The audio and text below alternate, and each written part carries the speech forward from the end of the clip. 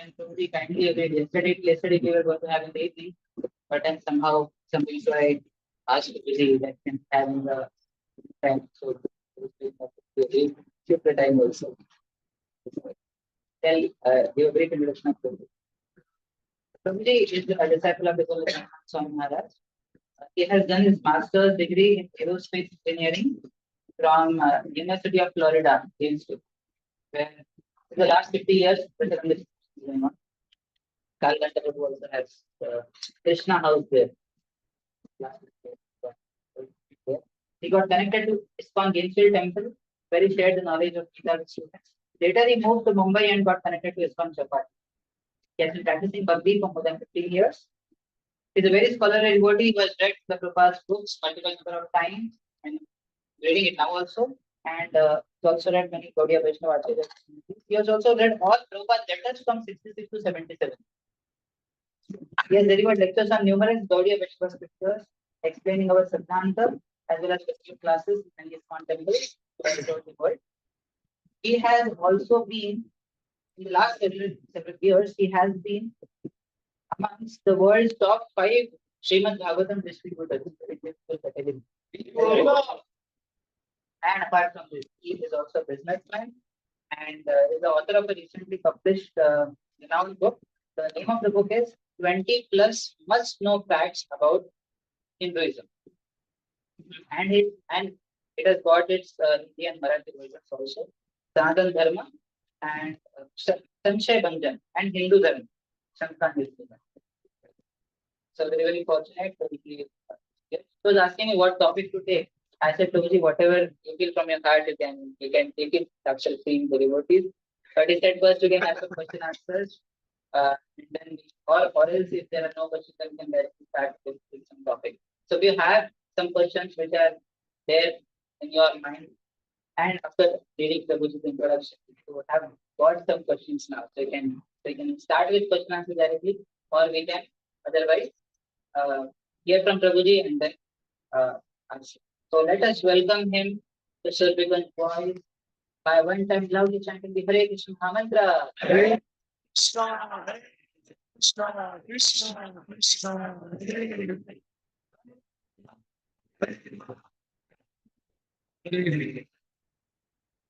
Hare Krishna. Hare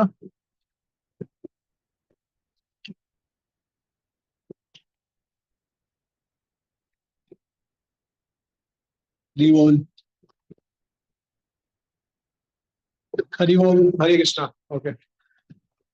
So I'm extremely grateful and honored to be amongst all of you, and very grateful to His Grace Revtipati Prabhu, His Grace Radhesham Prabhu, and His Grace Hari Bhakti Prabhu for very kindly inviting me and giving me such wonderful opportunity to share the knowledge of our acharyas with all of you.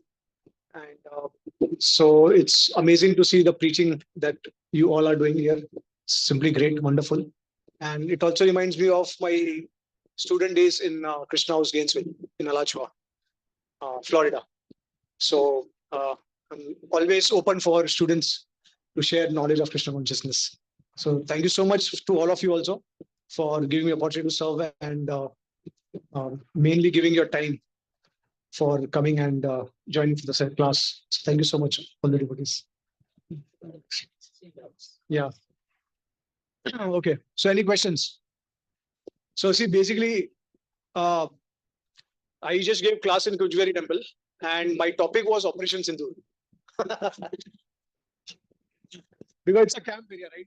So I thought that I will try to relate with something which has recently happened, and I shared my thoughts with Revtipati Prabhu in NVCC. So he became a bit cautious about it. He said that, Prabhuji, don't mention these things, but I feel very comfortable here because you all are students. So the reason I brought up the topic of Operation Sindoor is because I connect that with Radharani Sindoor, who is Krishna. Okay. And the main purpose I have written the book is to clear the doubts of people who ask a lot of questions from the outside world. They have frequently asked questions, Krishna was an immoral God. So how can we understand that he is the supreme personality of Godhead? Then how is Srimad Bhagavatam the ultimate authority on our entire Shastra?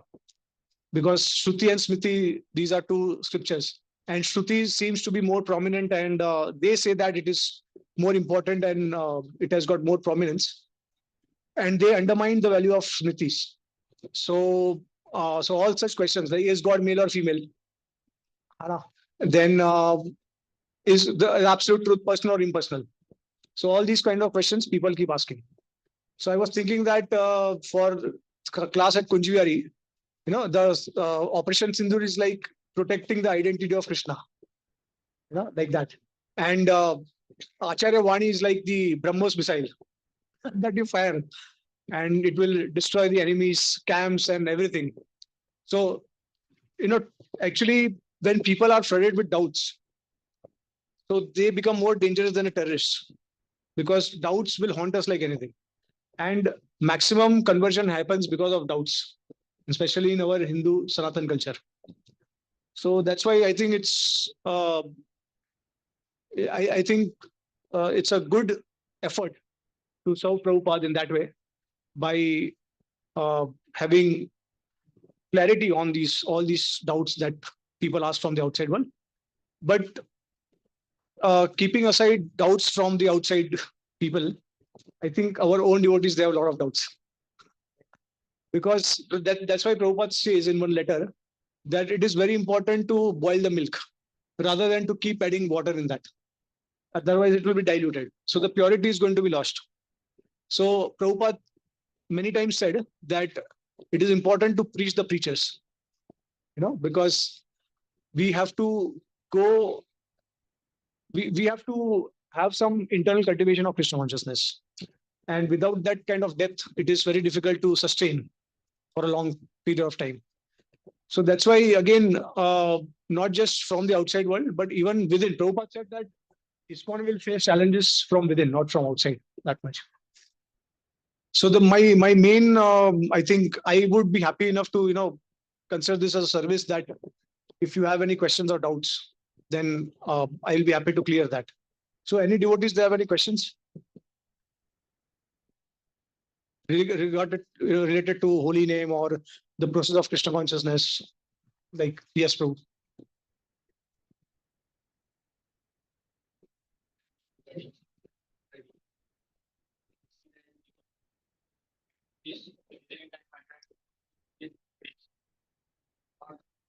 Prabhuji, 1 second.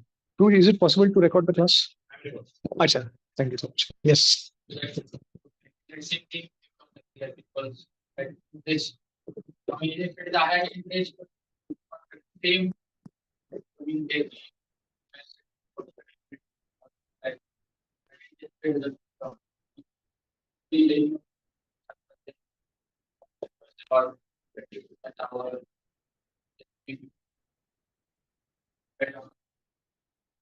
So see, I started reading scriptures on the day one of joining Krishna consciousness, because I don't know, like, normally I never read so many books, but I think spirituality is my favorite subject.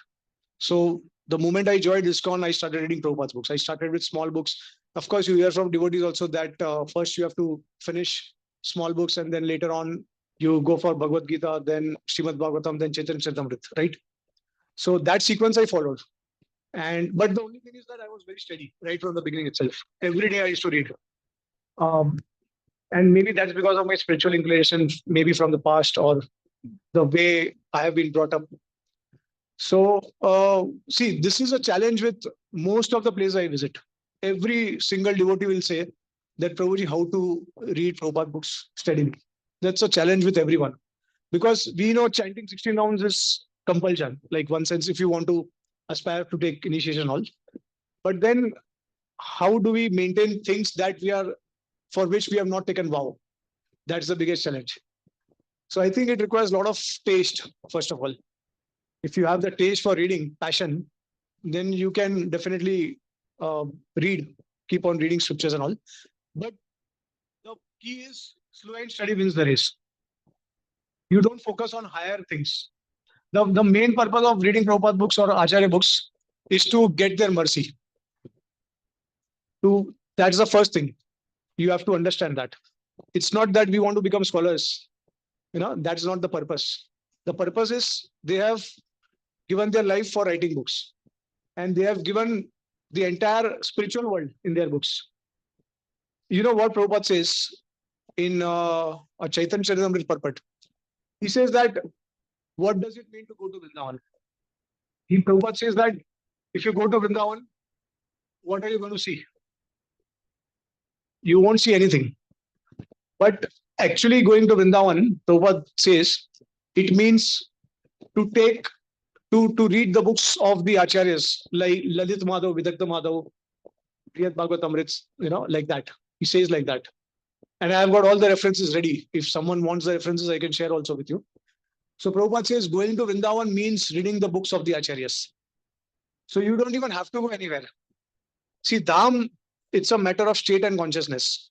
You must understand the tattva of the Dham. That is the most important thing. You may go to the Dham, you may see the Dham externally, but you will never be able to understand it. So you can only understand when you understand from the books of the acharyas. So they will reveal. That's why it is said that Dham cannot be seen with the eyes. It has to be seen with the ears. Okay. So I will tell you one thing. The foundation of Krishna consciousness movement lies in our books. Forget about chanting. You will not get a taste in chanting for many years. Unless and until you start, if you have this inclination to read books, if you cannot do it at all, then it's better that you at least hear from someone who knows the conclusion of the scriptures, who can explain you the tattva of the entire process of Krishna consciousness. So it can be prem tattva, ras tattva, bhakti tattva, dham tattva, nam tattva, everything. If you can hear from someone, then you should take that opportunity to hear. You should never miss that, because that is going to drive you forward. It's like a petrol. So what do you mean when we say sadhana? What do you understand by sadhana? What is sadhana? What does that include?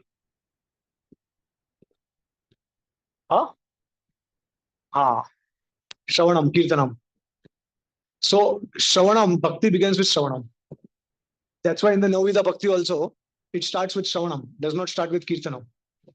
And Prabhupada says in the purport in the Bhagavatam, he says that unless you hear properly, you cannot perform any other limb of bhakti properly.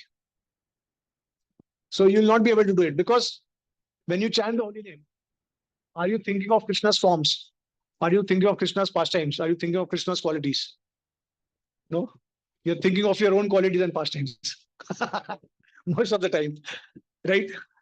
So that is not going to happen unless and until you come to the stage where you actually start reading about Krishna, because then you become familiar with the personality of Krishna. So once you know that how selfless he is, what are his activities, then you start developing attachment towards him.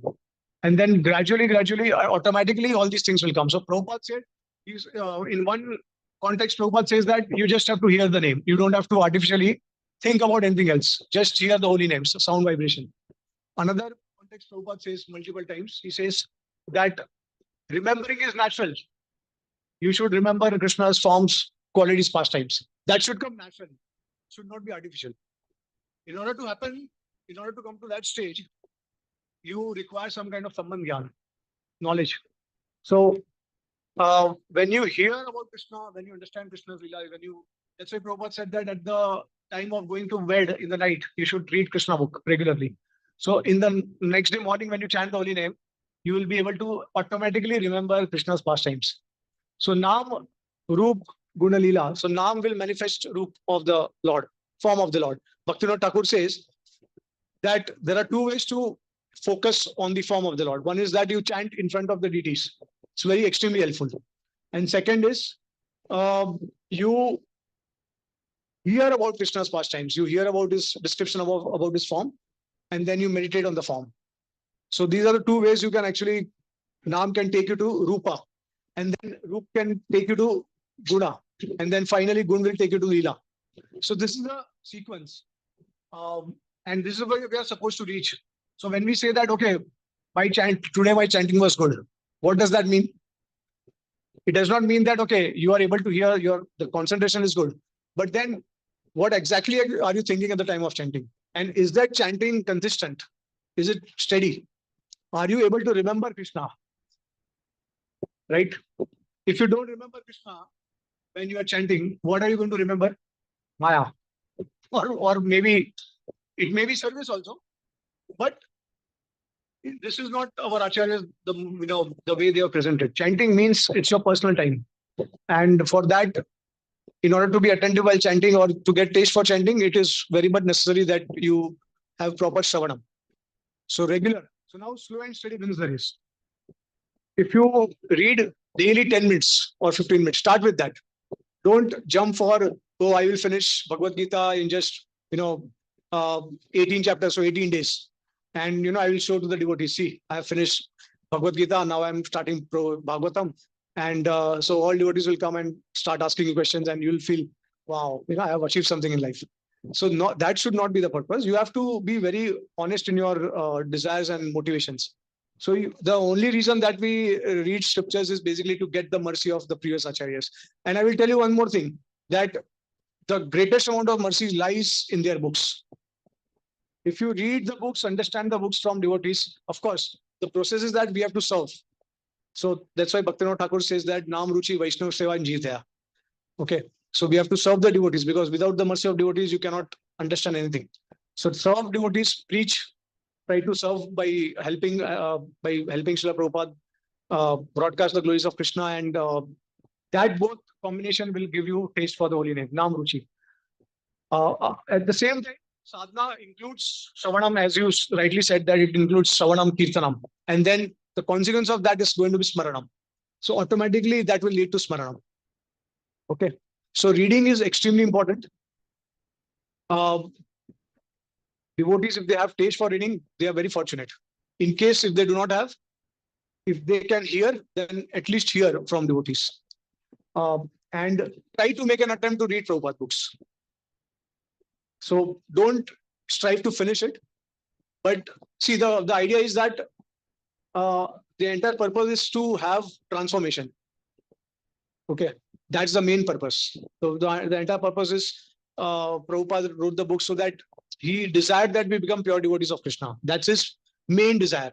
So Prabhupada has given a lot of instructions. There are permanent instructions and there are temporary instructions. Permanent instruction is that we should strive to become pure devotees. And temporary instructions, according to time, place, circumstance, wherever you are located, you preach or whichever service is assigned to you or which you like to do, you can render that service. Right? So try, if I know some devotees, what they have done is they have formed a group of devotees. Like, for example, if you are not able to read, then there are other devotees also who are not able to read alone. So then they have formed a group and then they start reading. So in association, you can start reading. So 15 minutes, and that is the best way, because you can also share your views, share your thoughts. That way you remember for a long time also. So that way you'll be able to, so test yourself. Start with 15 minutes. Do it every day. Don't jump. If you are steady, if you'll be steady for 1 year, then you will get the confidence that I can read for more time and I will be steady with that also. Because steadiness becomes your nature then. So that nature finally becomes your habit.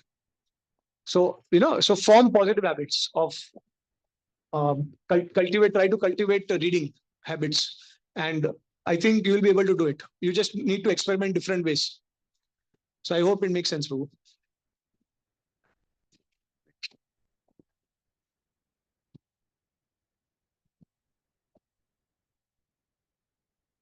Yes.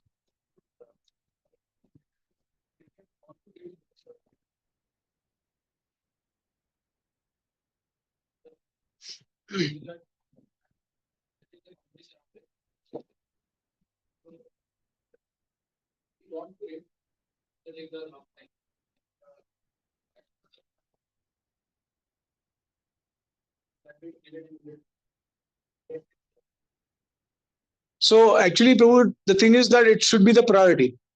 And when you have things in priority, then you will do it. So even like, for example, I was also working at some point of time. I was also a student. And my schedule, like I was in US, so I had to cook also. Then I had to do some work as a part-time, and so that way it was totally engaged.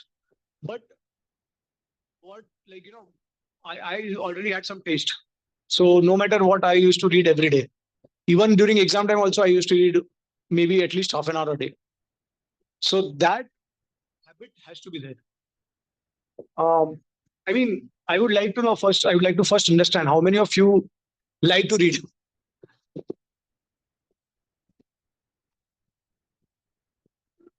Very few. Okay.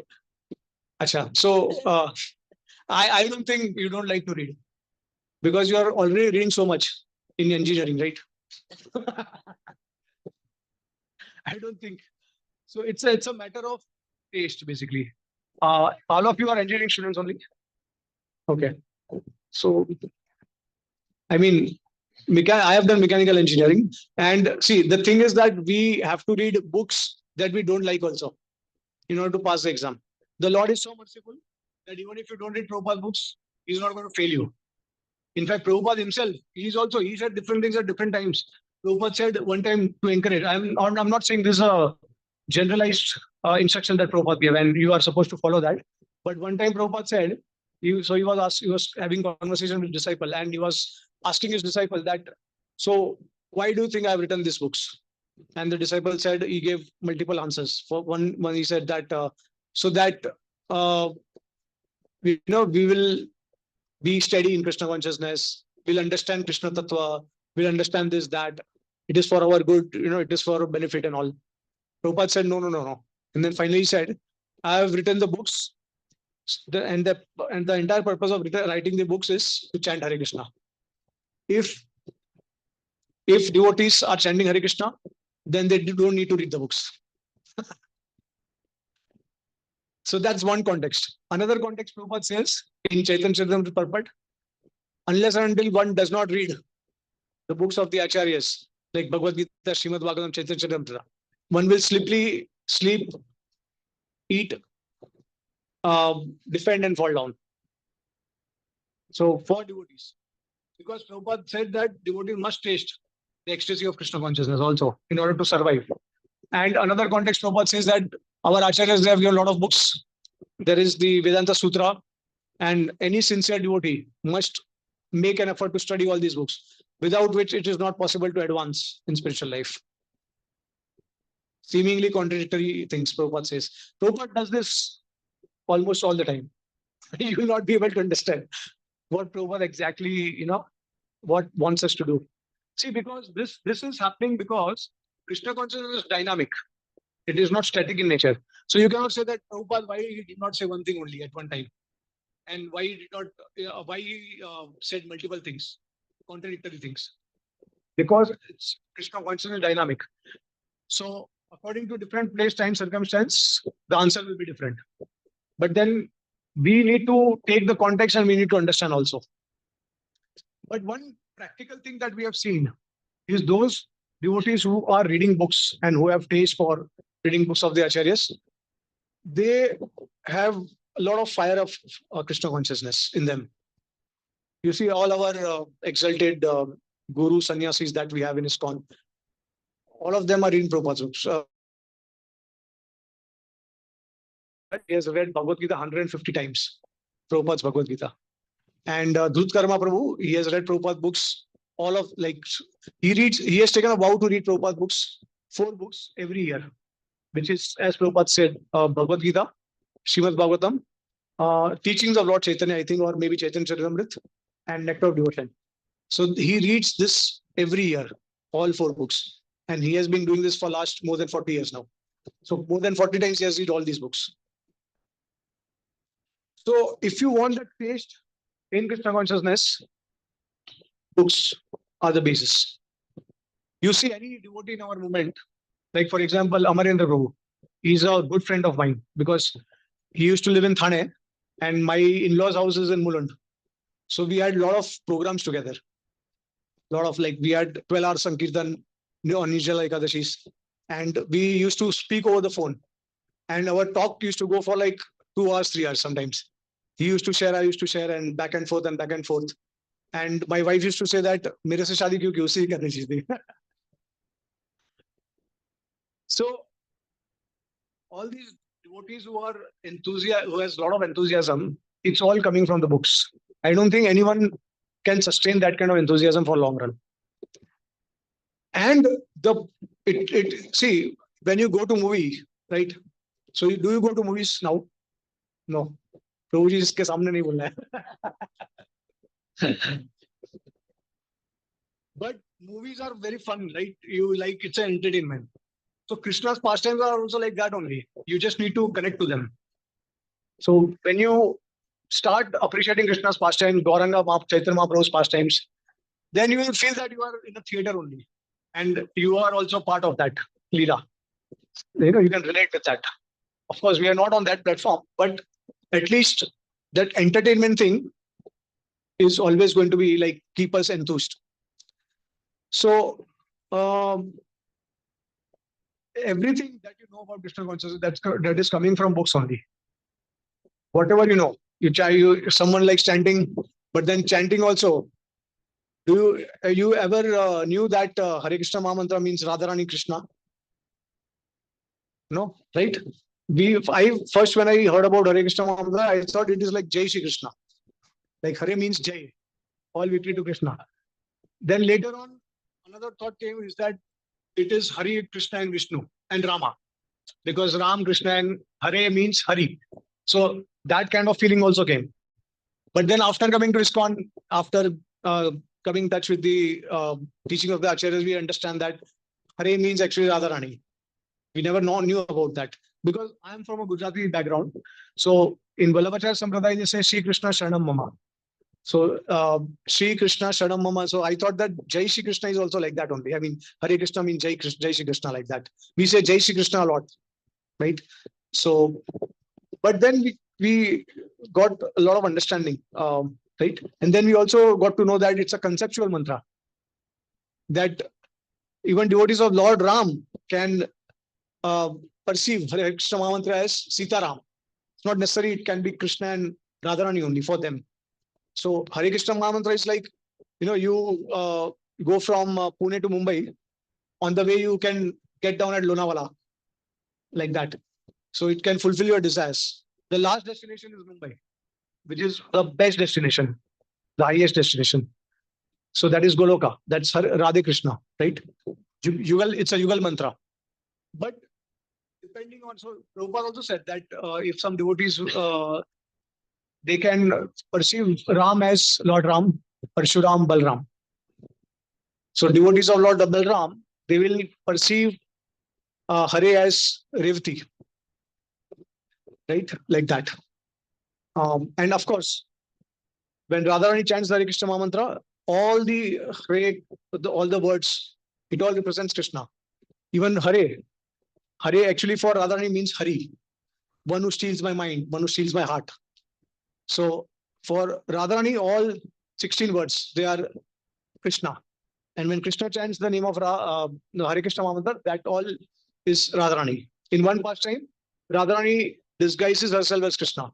So she's also called Krishna. Okay, so this is how it's a conceptual mantra. As you would like to approach me, I will reveal myself to you. So this is the glory of the Hare Krishna mantra. But for all these, knowledge is required. So that's very important. So generally, I don't recommend devotees to jump to 16 rounds. What I ask them is to do is that if they have 1 hour, then I ask them to read half an hour and to chant half an hour. Once they do it, then that half an hour of reading later on will give them so much enthusiasm that 16 rounds will be like pani kam chai for them. They can increase also 25 rounds, 32 rounds, 64 rounds. So quantity is not important. Quality is very important. I was just reading day for yesterday, Prabhupada's, Satsvaru Maharaj's Prabhupada meditation. So he was sharing one incident. No, sorry, this is from the Bhagavatam purport. Prabhupada is saying that materialistic person who is attached to his money and, so he can, if he chants the holy name, there'll be, he's not chanting sincerely. He's not able to chant sincerely because he's attached and he's got some pride also for his wealth and all. But a helpless person, will chant, when they chant the holy name, it will have a lot of effect. So Prabhupada is saying that the difference is in the quality. Prabhupada says that it is mentioned in the scriptures, one who chants the holy name destroys sins that one cannot even imagine to commit. So whatever extent you can imagine to commit sins, more than that, the holy name can destroy everything, all the karmas. But do you have faith in that? Prabhupada says there is not even a least of exaggeration in this statement. The only difference is quality. So quality is the most important element. And that's why Krishna is also called as Bhavgrahi and Sagrahi. Chaitanya Mahaprabhu says that you can chant for millions of lifetimes, but still you will not be able to attain the Lord. And you can chant one syllable of the holy name and you can attain the lotus feet of Krishna. Why? So Mahaprabhu says that aparadh. If you commit aparadhs, then it will take millions of lifetimes. And there is no need to see. Okay, I would like to ask the question. Why do we need to chant 16 rounds or chant a fixed number of rounds? And why constantly also? Why do we need to chant again and again? Every day. Yes.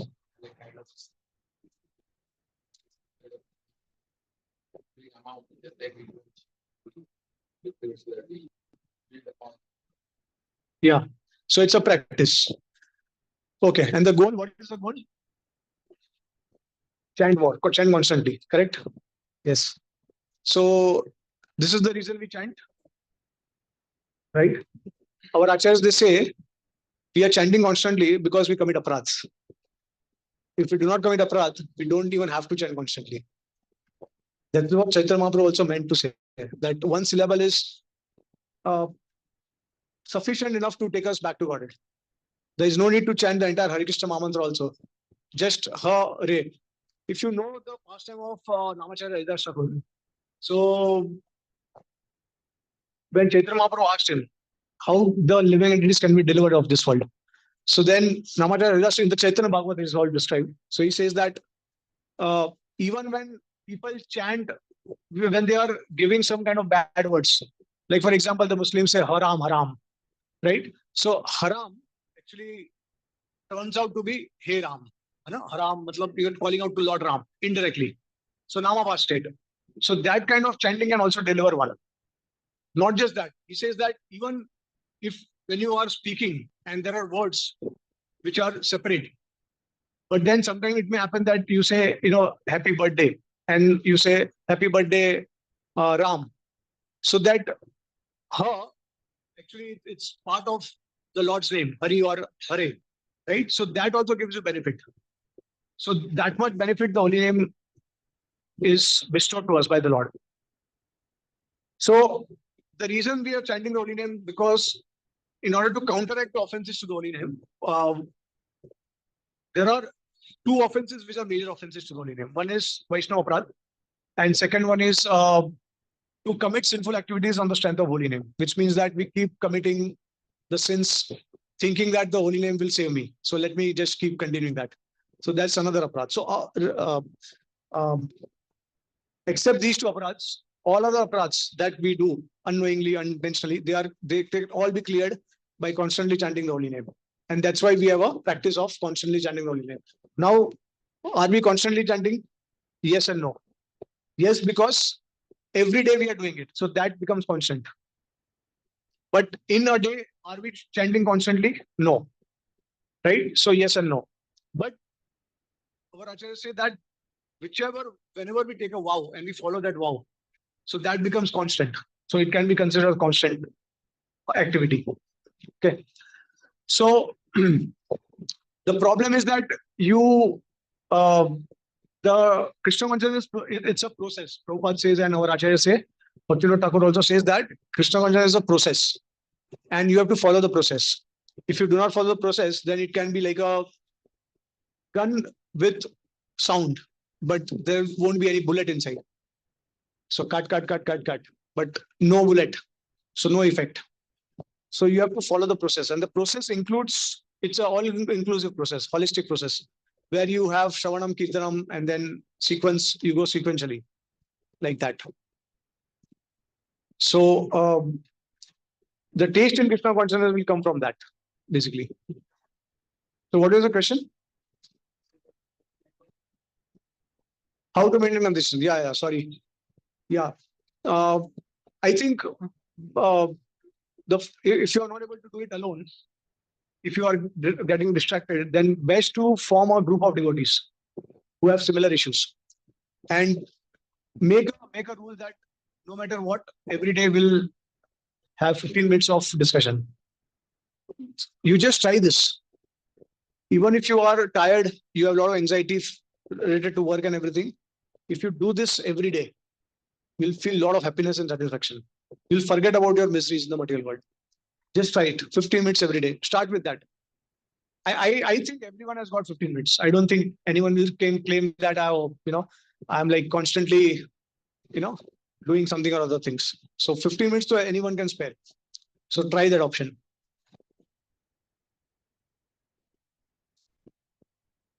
Yes. Any other question?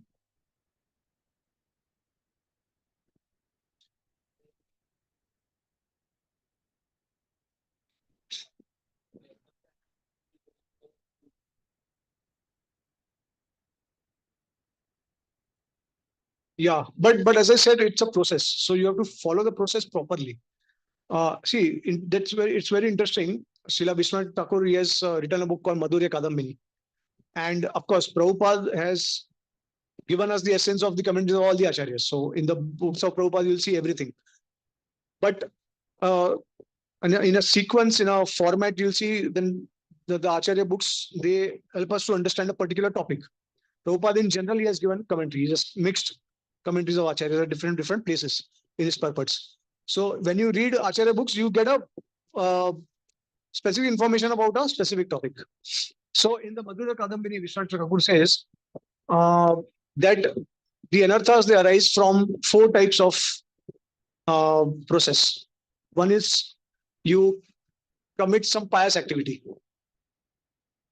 Second, you commit some impious activity. So anarthas will arise from these two. Third, he says faulty bhakti. Anarthas arising from faulty bhakti. And last, he says anarthas that arise from aparad. So the effect of aparad, anarthas, that it lasts all the way up to prema, the stage of prema. So we have 9 stages of bhakti. I don't know if you know this, but Shraddha, Sadhusang, Bhajana Kriya, Anartha, Nivritti, Nishtha, Ruchi, Asakti, Bhav, Prem. So the effects of aparad stay till the stage of prem. And then faulty bhakti, it will, so most of the other effects, they get cleared off at the stage of asakti, Ruchi, Asakti. So one is the prominent anartha that is coming from faulty bhakti. So what does it mean, faulty bhakti? Can you guess what is faulty bhakti? Huh? Inattentive chanting. Yeah. Material desires. Yes. So of course that also leads to inattention in the chanting, because when we are thinking of something else, basically we have some other goals or motives to achieve. Okay. So material desires. Then, yeah, of course. So basically the point is we are not following the process properly. The process is given already to us that we are supposed to follow the instructions and we are supposed to follow it. But because in the process we get a lot of material motives, desires, the tendency to have name and fame.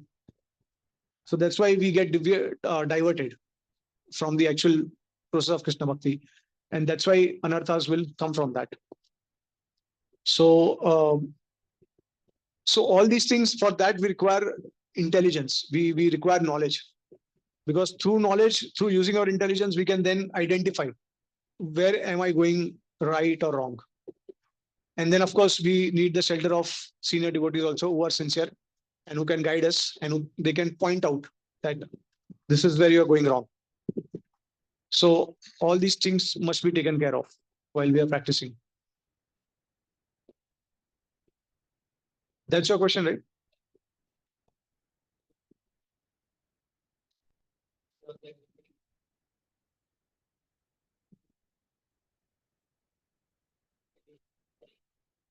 Yeah, so I was telling earlier also that the idea is to compete with others. Even see, the problem is that we are trained and conditioned in such a way that we want to compete with outside world when we are in material world.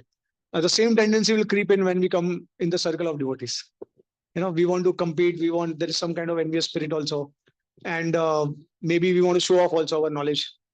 So these things are there. So all these things need to be identified, and the purpose has to be very clear that we are reading the books in order to understand the tattva of Krishna and to get the mercy of the acharyas. So if the goal and there is clarity, then we'll not have any problem.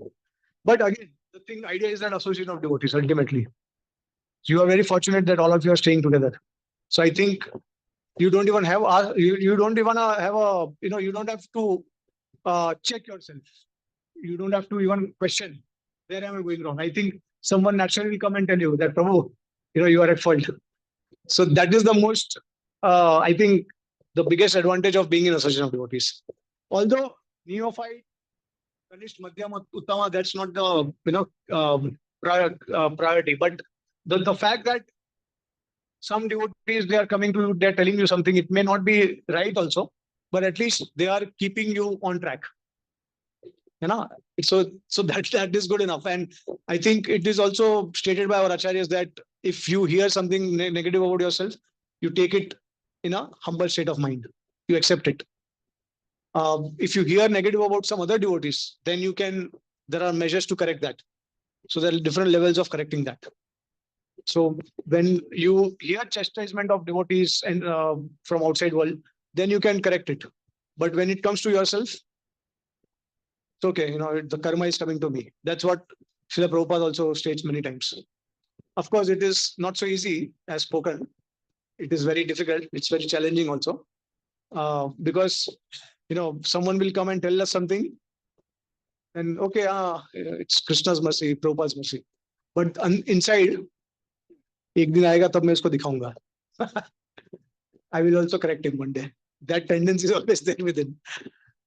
So, well, anyway, see, the idea is that you keep on continuing your bhakti and try to develop taste for it. And the way to develop taste is that you try to associate with devotees as much as possible. If you cannot do it yourself, then associate. Associate with those devotees who have the taste. And one more thing is that you also need to identify your liking in Krishna consciousness. Everyone has got their own passion and liking for a particular service. Like some devotees, they like doing kirtan. Some devotees like to distribute books. Some devotees would like to worship the deities. So everyone must identify their inclination and cultivate that. Because that's the thing that will make you connected forever. It will keep inspiring you. And whenever there is a need, then you can also do some different services. But cultivate your passion. Gopi Parandan Prabhu, you know him, Prabhupada disciple, one of the very scholarly devotees in our movement. Unfortunately, no longer there. But he has written commentary on the Bhagavad Bhagavatamrita. Of course, it's Sanatan Goswami's commentary, but he's also added his own realizations. So in one particular place, he says that it's a duty of the Guru to engage the disciple according to their inclination. And that way, fan the spark. So it's very important that devotees cultivate their own inclination. So if someone these days the trend is of YouTube influencers, even devotees are coming in that area now. So whichever is your desire, whichever you like to do, cultivate that. At the same time, also acquire knowledge, proper knowledge, understand the process. Then it will be blissful. So do you like to do something which is very ecstatic for you? Which is that service?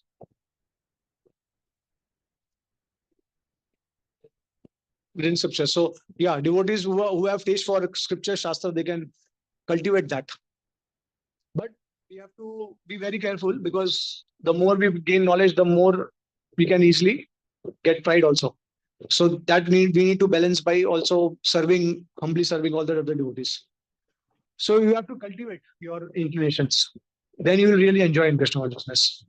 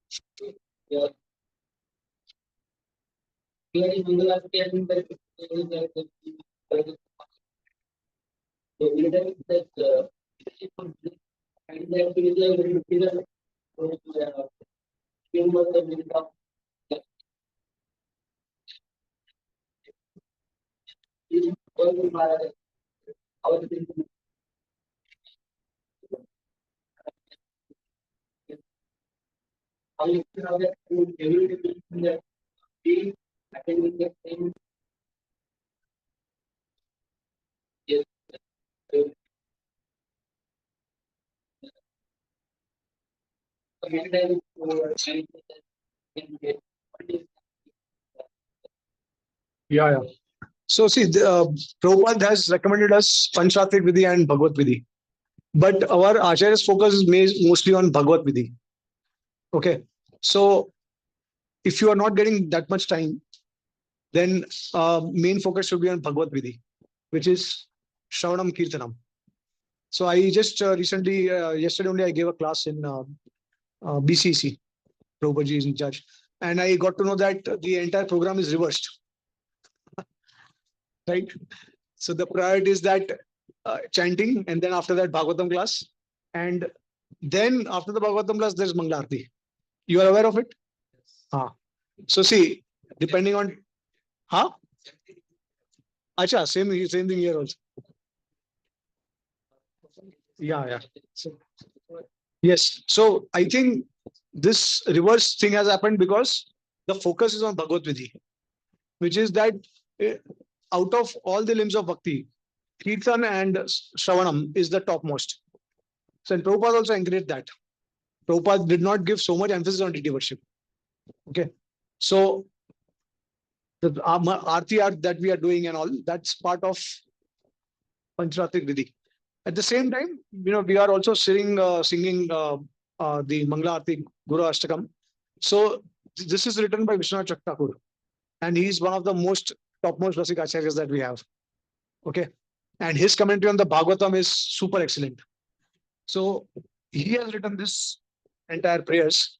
And so see, the difference between how do you understand what is Bhagavad Vidhi and what is Panchratrik Vidhi. Even in Panchratrik Vidhi also, you can still be on the Bhagavad mark.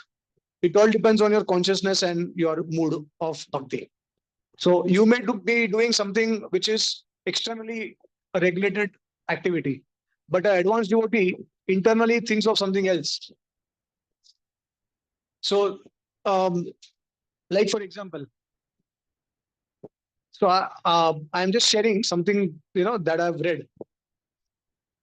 When Krishna gets up in the morning, when he's with Radharani, so do you know that Radharani also does Aarti of Krishna?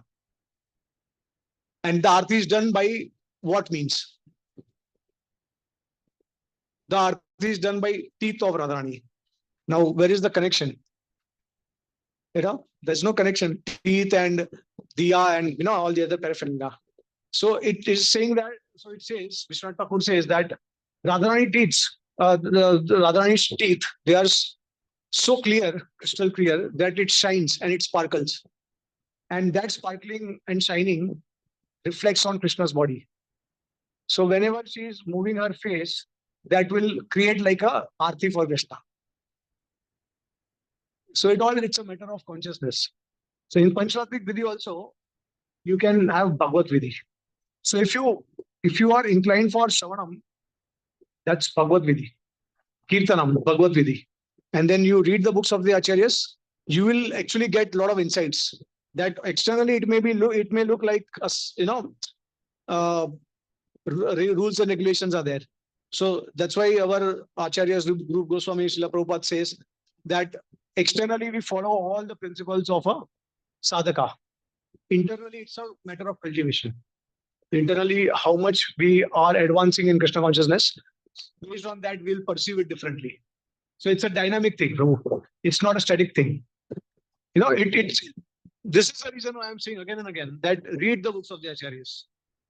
You will not be able to understand anything because unless you do that, or at least hear from someone.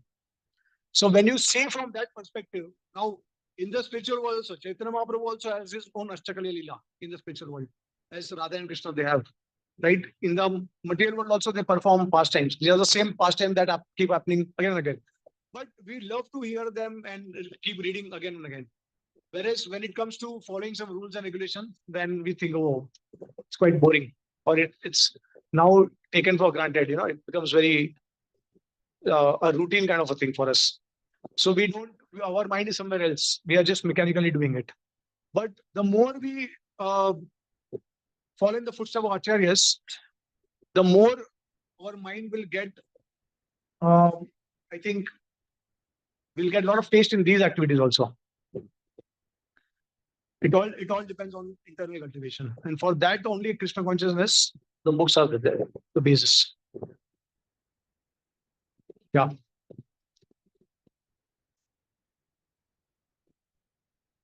Yes.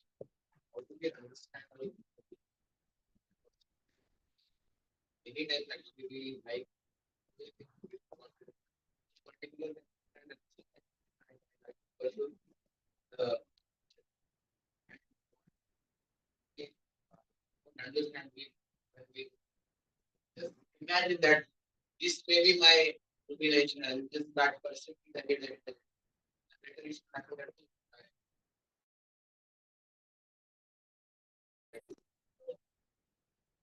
It's a matter of experimentation also. If you think that you are inclined towards something, you can do that for some time. And then if you feel that there is something which I am more attracted to now, change it. No problem. So Prabhupada says that devotees can, among all limbs of bhakti, we already have the examples of different acharyas who represent all the limbs of bhakti. And then there is Amrish Maharaj who is employing all the limbs of bhakti together. There is Sukdev Goswami, example of Kirtan. Parikshit Maharaj, example of Shravanam, like that, right? So we have Vandanam is Akrur. Like we have examples of all the acharyas who are doing that. But then Amrish Maharaj is employing all the Navida Bhakti process. So you may like to do one or two of them or three of them or all of them. Okay, but not none of them. That is very important. At least one of them has to be there. Then you can cultivate.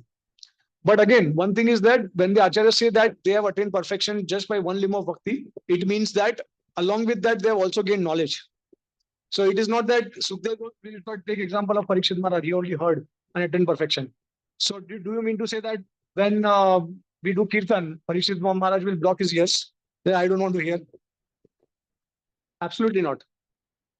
His taste for hearing as well as doing Kirtan, I mean, to do Kirtan, that will be the same. I don't think any other limb of bhakti will be minimized. It's only when they are saying that they attain perfection by a particular limb, it is their most favorite limb of bhakti, like that. So you can have multiple limbs of bhakti also incorporated. And then, of course, over a period of time, you can also have one thing that, see, what I've realized is that preachers, they may preach in different way and forms, but the basic nature, inclination remains the same to preach.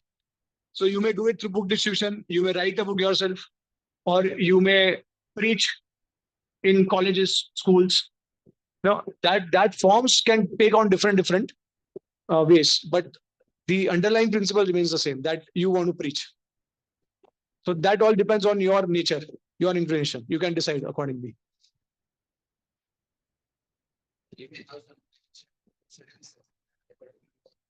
this service.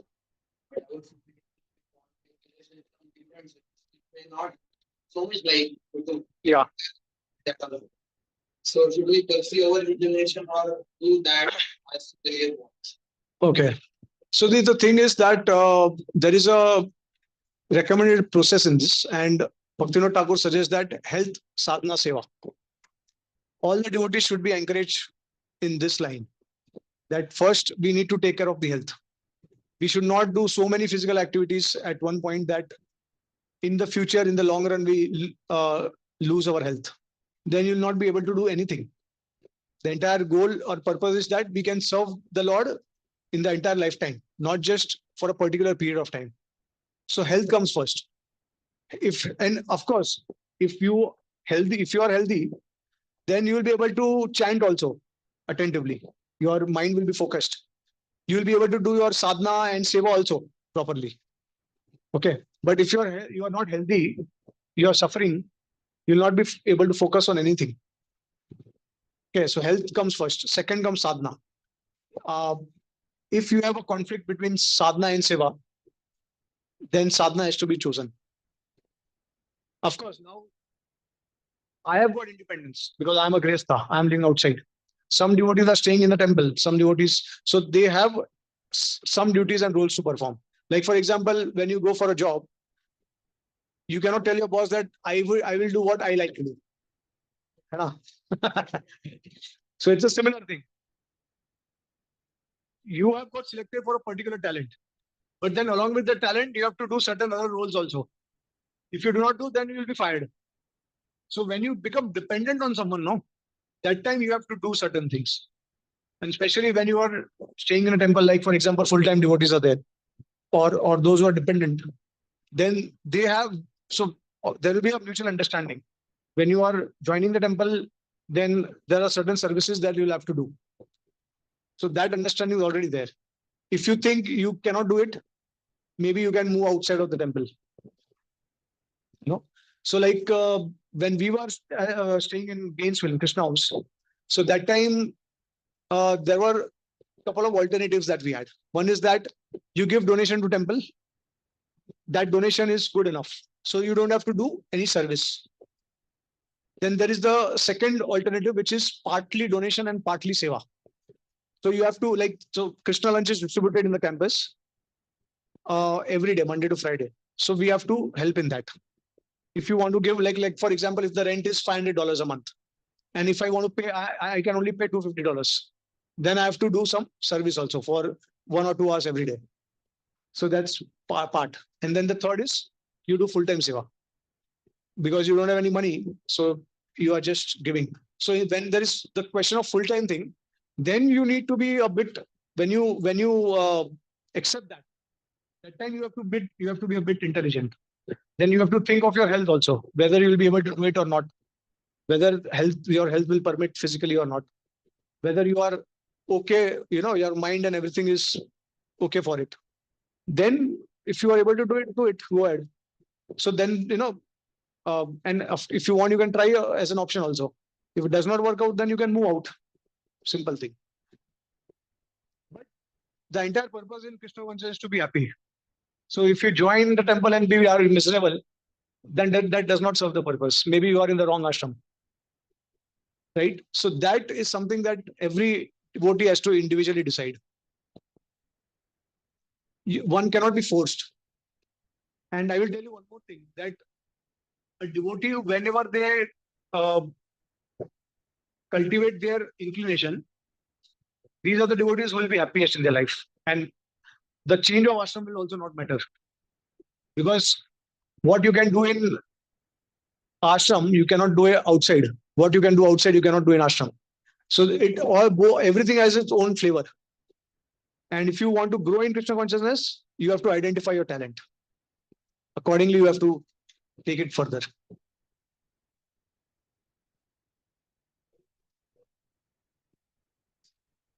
Where does a surrender have likely, but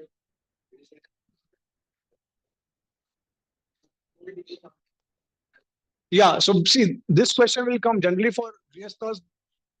It's not so much this thing, because we have some independence. The grihasthas.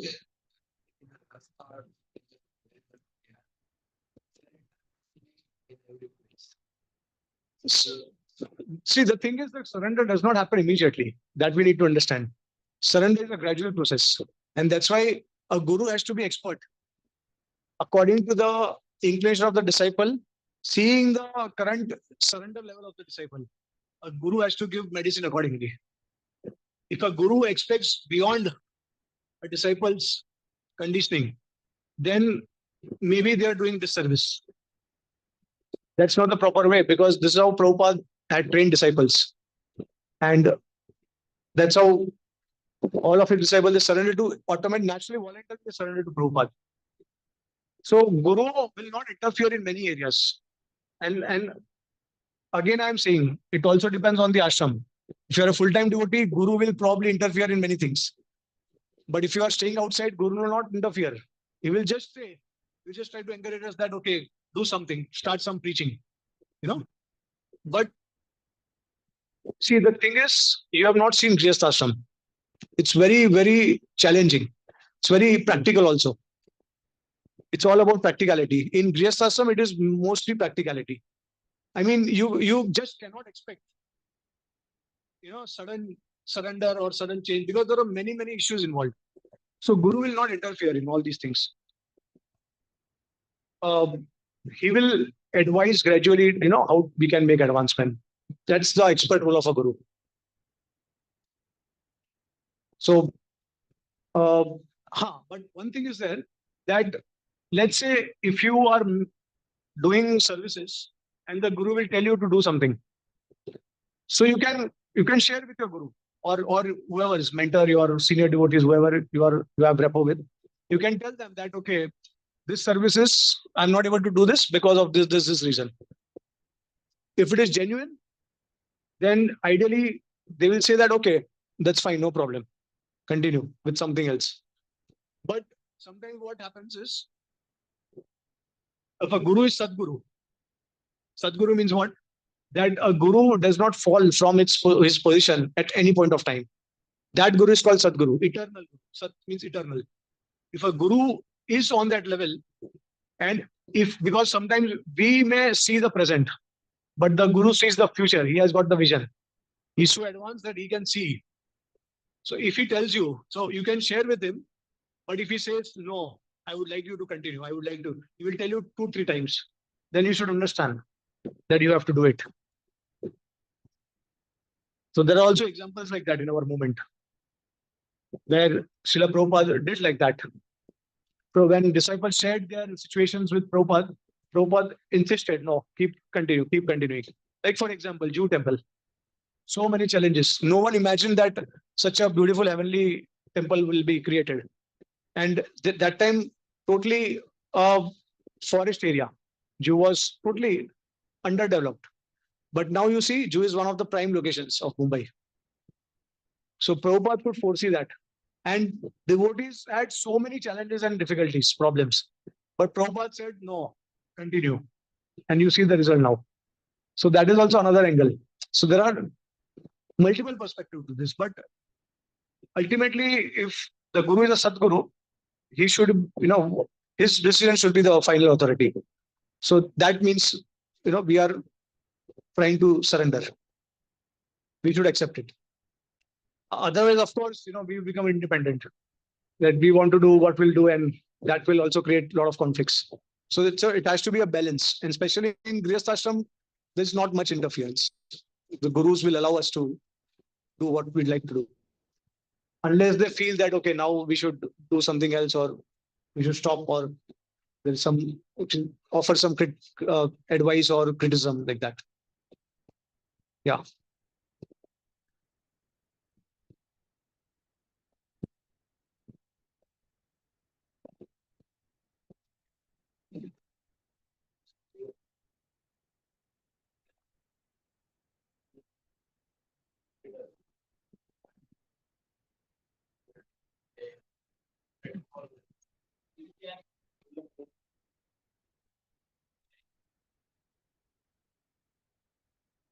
So first and foremost is that, why do you like cricketers? Do you have any relationship with them? Any conjugal relationship? But still we like them. Why? Because we like cricket. Right? So the thing is, when you read Krishna's pastimes, when you read Chaitanya Mahaprabhu's pastimes, then you'll start liking the personality of Chaitanya Mahaprabhu, Krishna. So if you want to get attached to a person, if you want to love someone, if you want to get attracted to someone, you have to know about that person. Without that, you cannot. Like, for example, I am coming from a Gujarati family, as I shared with you. So I had natural inclination for West Dham because that is very. Prabhupada also said that the Gujaratis, they are naturally worshippers of Krishna. So Vrindavan and Yamuna, they are like, it's like very natural for us to, appreciate and glorify them. But when we got introduced to Chaitanya Mahaprabhu, Nityanand Prabhu, and Panch Tattva, and Mayapur Dham, Jagannath Puri Dham, we didn't have much inclination in the beginning. But because I started reading the books of the Acharyas, Chaitanya Charitamrita, Chaitanya Bhagavat, Chaitanya Mangal, all pastimes connected to Chaitanya Mahaprabhu, I started developing attachment towards Mahaprabhu. And that attachment naturally led my attachment for the Dham. When I went to the Dham for the first time, even though I'm visiting for the first time, I don't know much about the Dham, but I was having that kind of, at least, that enthusiasm to see what is there and appreciate the Dham. And similarly happened with Jagannath Puri also, because I have read the books of the Acharyas. So the mood of the Dham, Vipralamba mood of Jagannath Puri, then Madhurya Dham or Madhurya mood of Vraj, and the Audarya mood of Navdeep. And then what mood should we approach the Dham in respective Dhams? So that is all given by our Acharyas. In the Parikrama books also, if you read, then you'll be able to understand these things. So when you try to connect with the person, you understand his glories, then you develop a desire, inclination to meet that person, to spend time with the person. So similar things with the Dham also, Dham or anything related to the Lord. Right? So you have to know, and for that you have to make a connection. But it is so interesting that in the material world, we follow someone that we don't even know in and out. Because we are only attracted to the game, the sports, but we are actually not familiar with the person as such. Just because someone becomes very popular, we just follow them. So, yeah, but like, for example, when you meet Virat Kohli personally, although you are a fan of Virat Kohli and you meet him personally, and then you, in that experience, you feel that he's so humble, he's so kind, he's so gentle. So then you feel more attraction toward that person, right? So it's like that. You have to know about that person.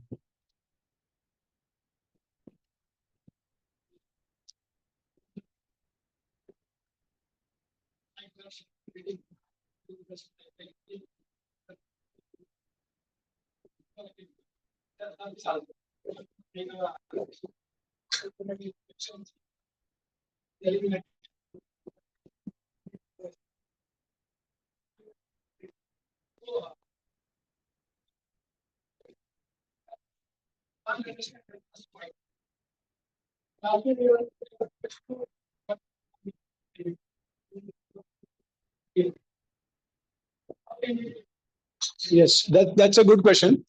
When we read, we come across so many questions, doubts. We don't understand the subject matter. The best thing, ask a devotee, clarify it. If you get the opportunity, ask immediately, or ask whenever you get that opportunity, and wait. Rup Goswami says, Utsaha Nishya Dhairyat, Tat Tat Karma Pravartanat. What we do is, Utsaha Nishyad, no Dhairyat. No Dhairyat. Krishna has to appear before me according to my desire, when I want him to appear. That is not going to happen. So Dhairyat is there to balance it, to make you understand that when Krishna wants to appear, he will appear at that time. So sometimes it may happen that you may ask a devotee, but the response you will get it after 1 month. Do you have that kind of patience? That is what we need to develop. Or if you think that you are reading something and you want some immediate clarification, then ask only those devotees who are available to you, who can answer quickly. Like, for example, because I have got a habit of reading for so many years now, so I keep getting questions a lot. And fortunately, it has happened that I have got in touch with His Holiness Banu Swami Maharaj. He is the quickest devotee who can answer all the questions. And he will answer your query maximum within 2 days. Most of the queries are answered after 2 or 3 hours. Most of them. Last 10 to 12, 15 years, I have been writing to him constantly. I can show you now also. Today only Maharaj replied to one of my questions. For last 10 to 15 years, Maharaj has been answering my questions. He's another level of sannyasi, So, and when I write to Shivram Maharaj, so generally he answers on podcast. He has his website and he will release podcast. And he does that once in a month or whenever he is able to do it. So I get his answer after 3 months, 4 months, sometimes 6 months, sometimes 1 year also. But then I cannot wait like that because I am myself also preaching. And when you preach, then you require to have in-depth knowledge of the subject. So you can present to others also and you can clarify with them. So the most practical for me is to approach Bhanu Maharaj because those devotees who are available for you to guide you and to answer your query. They are the ones who can help you in the most practical sense. But clarification is definitely 100% required. You cannot go ahead. And another important thing is don't get stuck in that doubt. Move forward. If you read something of Prabhupada books or you have a query, I'm not able to resolve it. I've got response from devotee, but I'm not able to still understand. I will wait. After that only, once I get clarity, after that only I will go ahead. So like, for example, the fall down of Jiva. You will 100 of times you can get answers, response, still you will not be able to understand because it is inconceivable. So there are certain subjects which are inconceivable that they do not have any proper answer. So it does not mean that you get stuck forever, like that. You have to continue. So you get stuck with something, but then keep continuing. Just note it down. This is or just keep. What you do is you ask question to someone in email or WhatsApp. So that way your question is already gone. So it's a matter of time it will be answered. So it is already there.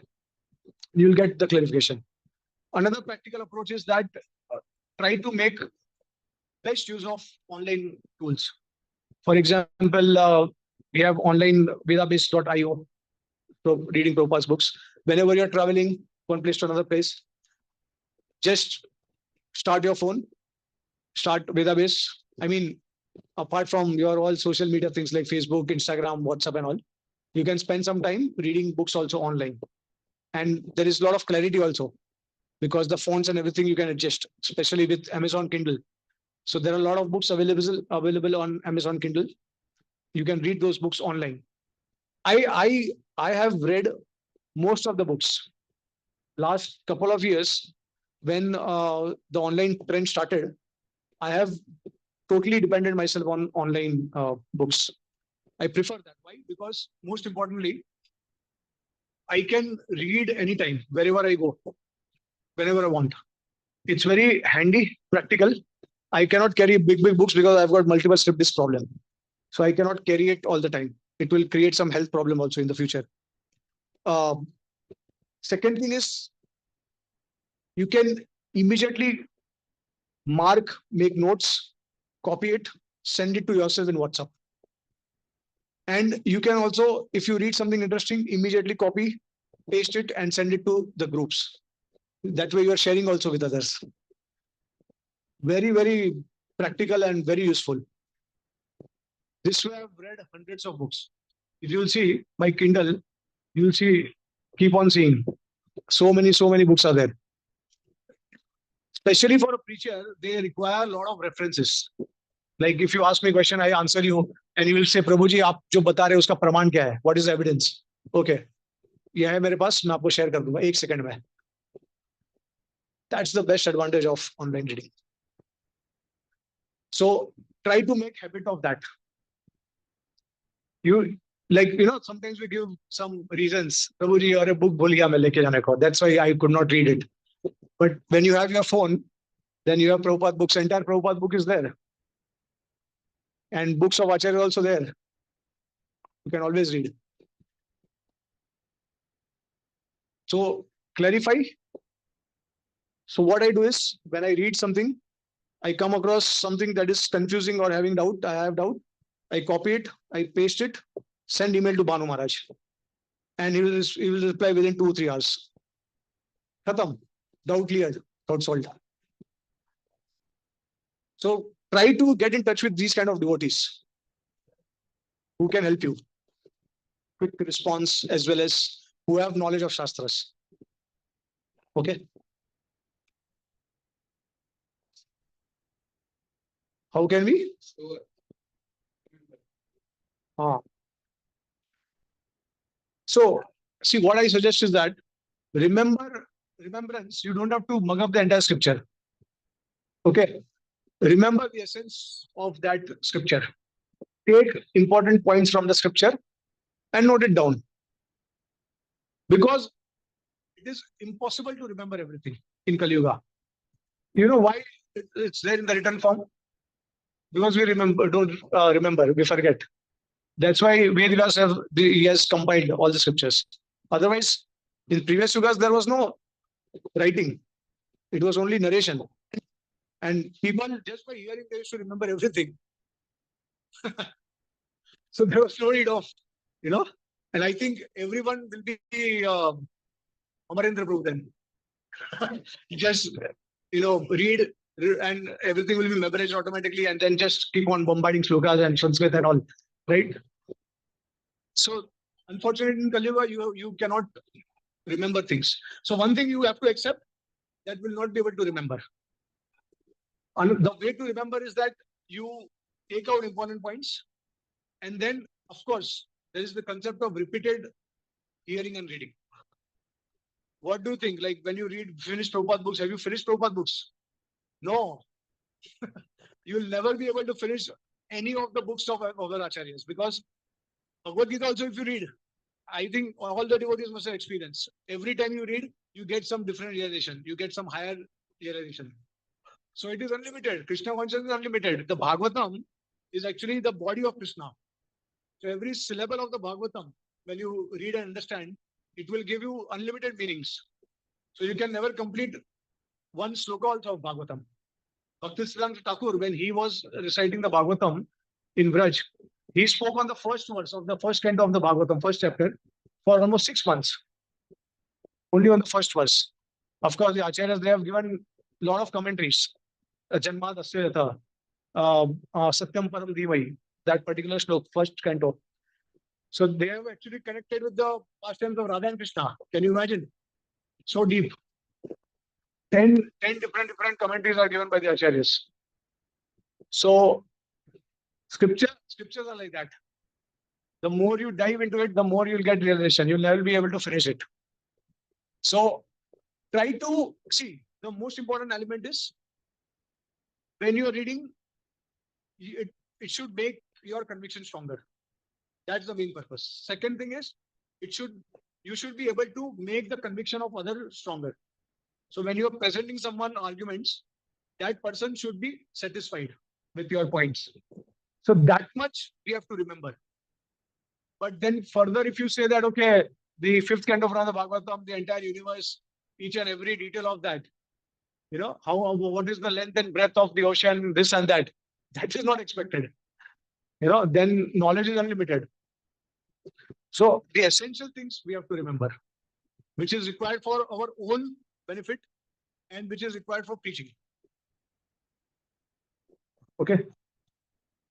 And of course, when you are sincere, when you read serious with dedication, with the right motive, Krishna will make you remember things that you have read 10 years ago. Many times it happens when I say something, I recollect that I've read this 10 years back. I have never read that thing again, but it is impressed on my mind somehow. Or the Lord will actually make me speak certain things at certain point of time. And you can't imagine, there are times when I'm trying to mug up a particular Hare Krishna tune, but when I am on Vyasasan, I totally forget. Just 5 minutes ago, I am trying to practice and I am to remember that tune, but I forget totally whenever I'm sitting, and so the same tune will come again. So it is like that. 2 seconds ago, what you did, you forget. And then years back, what you have done, that will be recollected. So when you are sincerely trying to preach. Okay. Yes.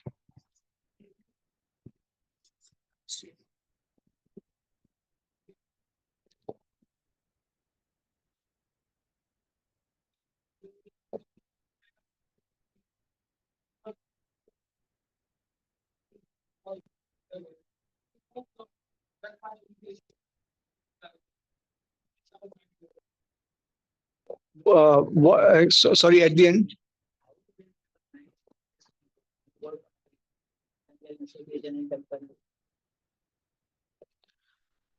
Are you reading Prabhu? Starting?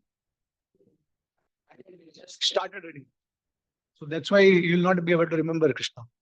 Now, once you start reading, and if you are consistent, then you see what will be the effect. So it's a matter of time, but you have to be consistent in that. Gradually start reading. Go ahead, hear from devotees, and are you chanting also? Yeah. So see, this is the thing. Although chanting is the main process, and we all emphasize on 16 rounds, but the problem which is happening, and I am also experiencing throughout the entire world with devotees, is that chanting alone in itself does not make any impact.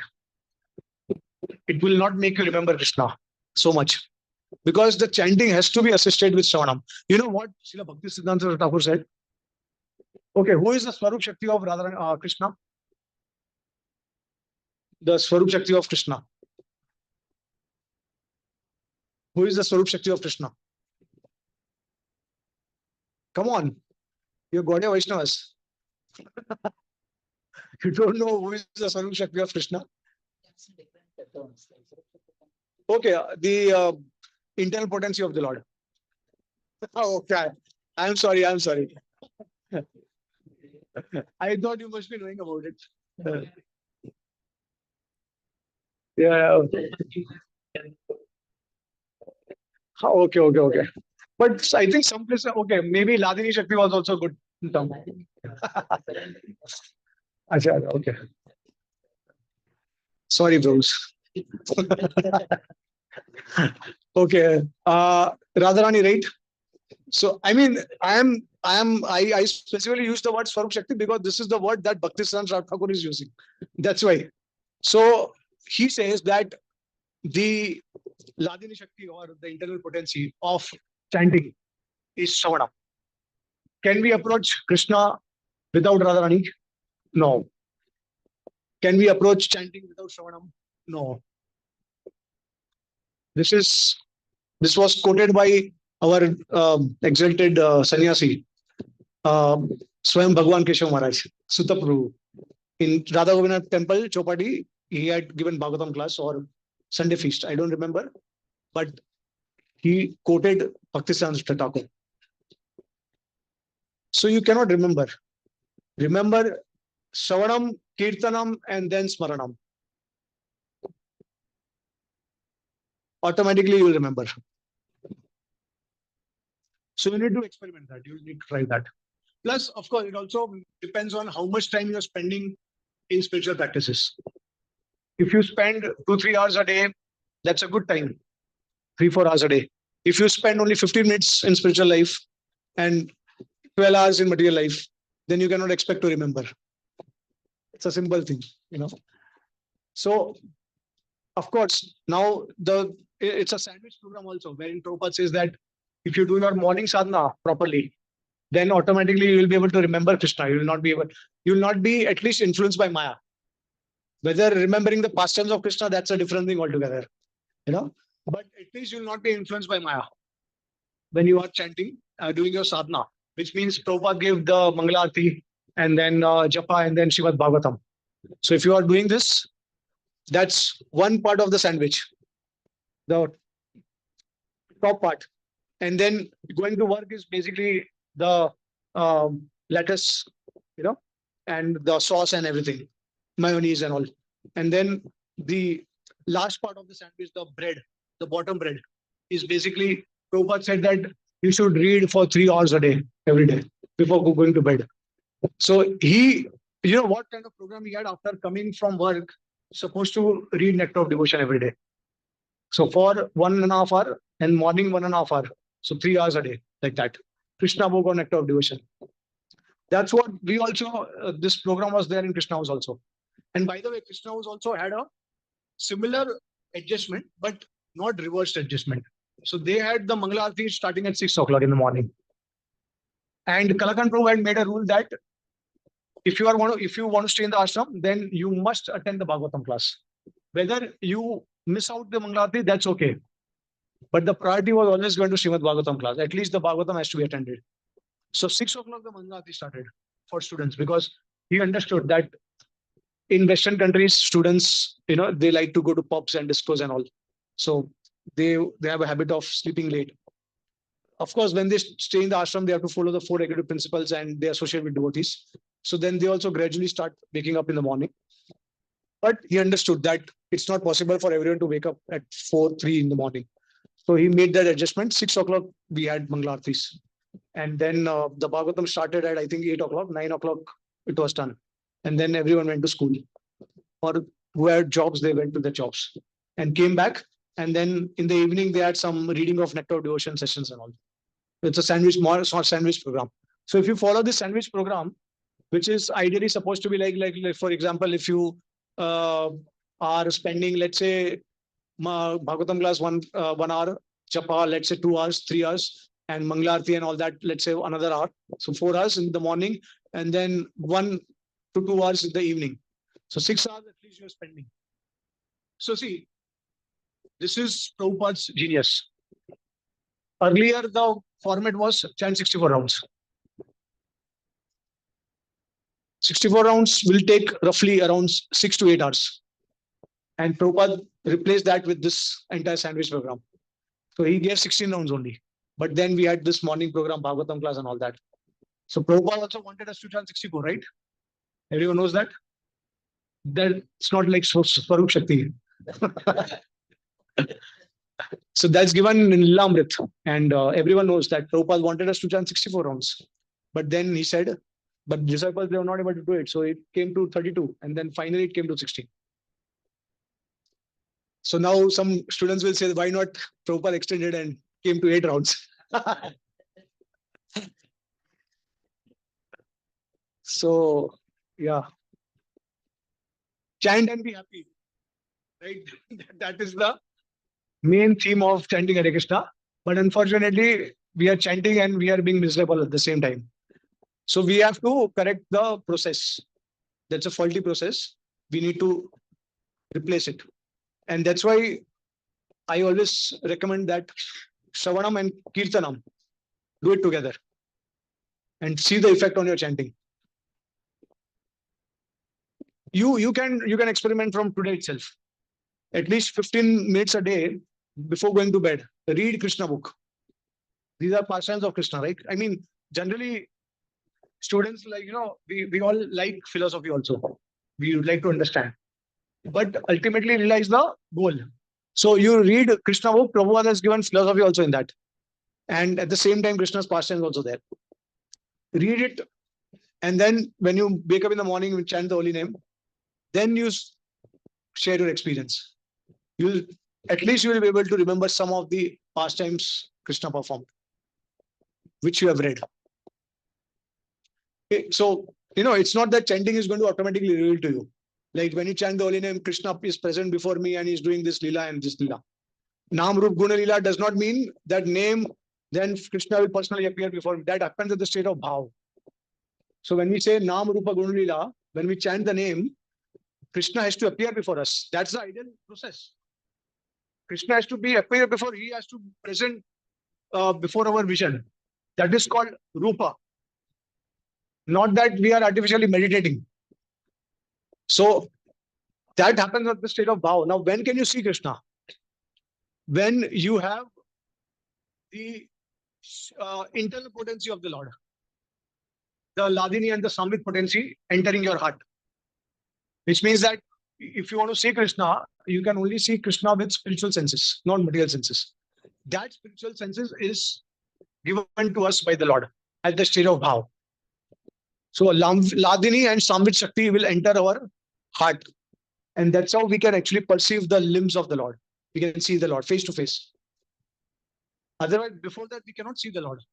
It's only the form of practice, meditation, remembrance. And that remembrance can only come when we hear about the Lord.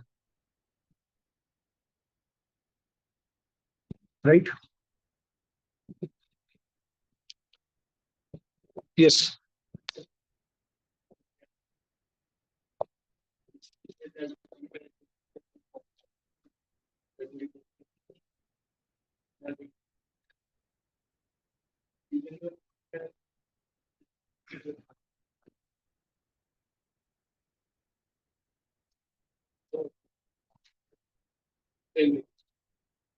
How we can avoid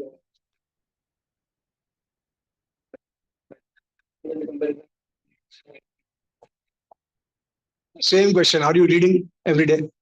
What are you reading?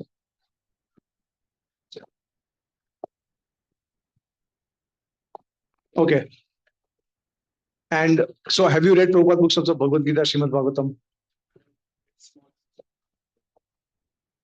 Yeah. So see, the thing is that we are conditioned. That no doubt about it. Anyone can claim that they are free from ego, pride, illusion, Kam, Krodh, Moh, Matsarya. Anyone can claim fear? No. Everyone knows. We accept it. That's why actually, we are acting. We are basically performers in a drama where we are trying to become devotees. We are not devotees yet. We are all trying to become devotees. So we are acting on that platform. So when you read regularly, then our acharyas, they will keep preaching to us regularly. They will instruct us regularly. Correct? When you are in association of devotees, what are they doing? They are also sharing something. You are learning from them. So similarly, when you read books, you are basically associating with Srila Prabhupada and our acharyas, and they will also keep guiding you and keep reminding you that this is how a devotee's consciousness must be. So that way, it will act as a medicine for you. So you see, the problem is that we fall sick every day, and that's why we have to take medicine every day. It's not that we fall sick after a long period of time. So in order to, and then we forget things also. Like yesterday, let's say, for example, I will hear one of the classes by some sannyasi devotee, guru, and he has elaborately described about humility, principle humility. So sounds so nice. Such a wonderful teaching. But tomorrow, when when I face a challenge or difficulty, I will forget that. I will forget what the devotee said in the class. So that is our nature. That's our tendency in Kali Yuga. We forget things very easily.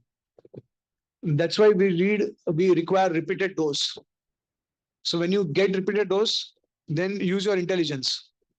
At least even if you have acted improperly or if your consciousness is polluted, you know that this is not the right thing. So when we are in the association of devotees, we must appreciate each other. I will share from my own personal example. I had the similar experience when I was there because I just joined Krishna House and we immediately started preaching. Friday preaching program we started. And because we are in the Western country, so we had a lot of freedom. Okay, there were no devotee. We were the first one to start preaching to the Indians. Before that, no one was preaching. So then gradually when devotees started coming, and then I developed a relationship with some devotees. So of course, there was always this conflict and competitiveness that I should be the best and everyone should appreciate me more than others. But now there is a point of time where that feeling is not so prominent. Now I feel that we should all appreciate each other. My friend does something that I'm not able to do, and I am doing something that maybe he thinks he's not able to do, so he'll appreciate me. So it's a matter of time. It's a matter of purification. Just be in the process. Do your sadhana regularly. A time will come when you yourself will preach to yourself that okay, enough of all these things. Because of this, I've faced a lot of problems and issues with devotees. So now let me appreciate all the devotees. So that time will also come. But it's a matter of time. But you have to follow sincerely. You have to be steady.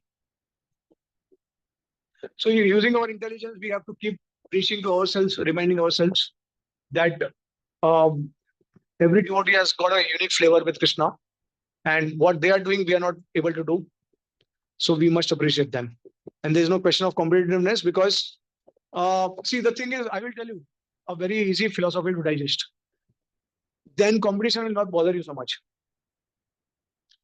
The if you once you develop your relation with Krishna in a particular inclination, like we say that there are rasas, when you gradually come to that point where you would like to connect with the Lord in a particular relationship, do you think that others can harm that relationship?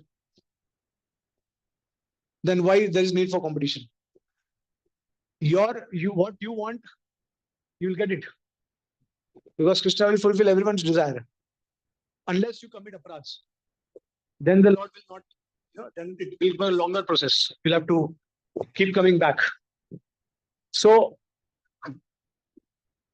either it's not that either you will be in that place or someone else will be in that place. Your friend also will aspire for that, and he can also get that place. And you can also get that place. So why competition? Right? So does not matter whoever succeeds, or ultimately it's your personal relationship with Krishna. And that's the beauty of Krishna consciousness. That it's unlimited. If not here, then there, or some other place, or here in that, like that. There are billions of universes. So if you want to be like, the Pramukh, the Mukhya of a particular place, Krishna will say, okay, don't worry, I'll make you Mukhya of some other universe. But you will be Mukhya. So that desire will be fulfilled. So why do bother about it? Right? So when you don't get something which you desire and your competitor gets it, then you feel envious. But when you are also getting it, then why to worry about it?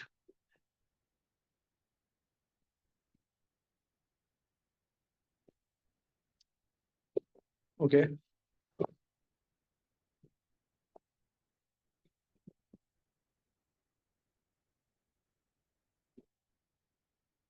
Any other questions, comments?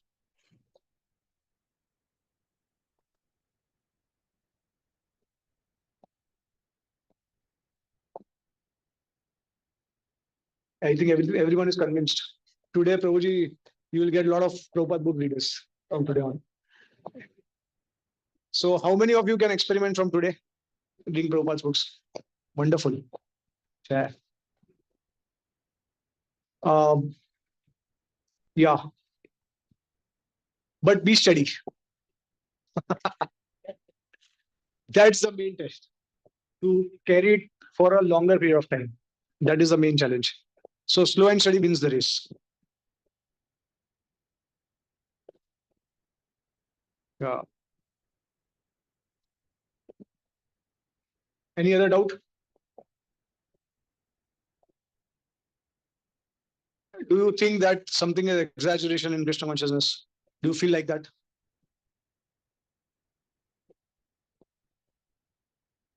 Be honest. See, all these things I have also experienced. So just open up. It's only with time that things are revealed to us. But before that, yes.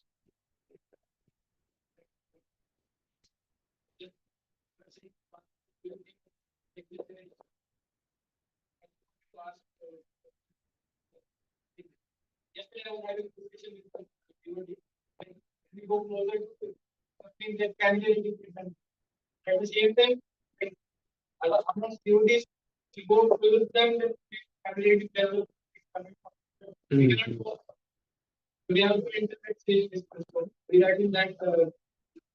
Yeah, that's a challenge because the problem is that we are trained in this material world to find faults. We are born with that. So the thing is, the more we come close, no, and that is not even just true with peers. It is also with superiors. Sometimes, like we have some senior devotees also. We come in touch with them, and of course, everyone knows that initially by reading Bhagavad Gita or any literature that you get from ISKCON, where Prabhupada has mentioned everything as everyone is a pure devotee and pure devotee are this, this, this. So when we start coming to ISKCON, we think everyone is a pure devotee, and we expect that kind of standard from them. But then when we come close, we see that अरे ये तो मेरे से भी ज्यादा गया गुजरा है. So the acharyas, they say that even if you see faults, you have to see the good things. And first, see faults in yourself. There are certain things, if that the behavior is improper, keep a distance. That the acharyas, they have allowed.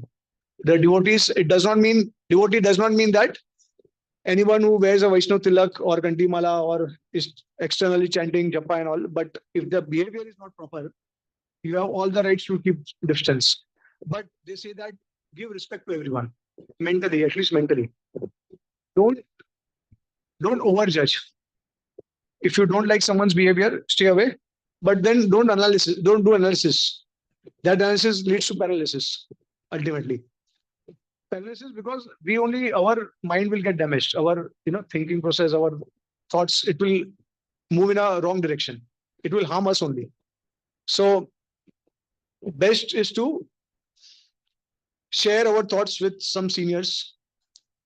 You can share your thoughts with your superiors that प्रभु जी ये जो प्रभु जी है वो थोड़े से इस तरीके से बर्ताव कर रहे हैं मेरे साथ और मैं चाहता हूँ उनके साथ मेरा रिलेशन अच्छा हो, लेकिन फिर भी कभी कभी बार बार मैं देख रहा हूँ कि ऐसा हो जाता है कभी कभी.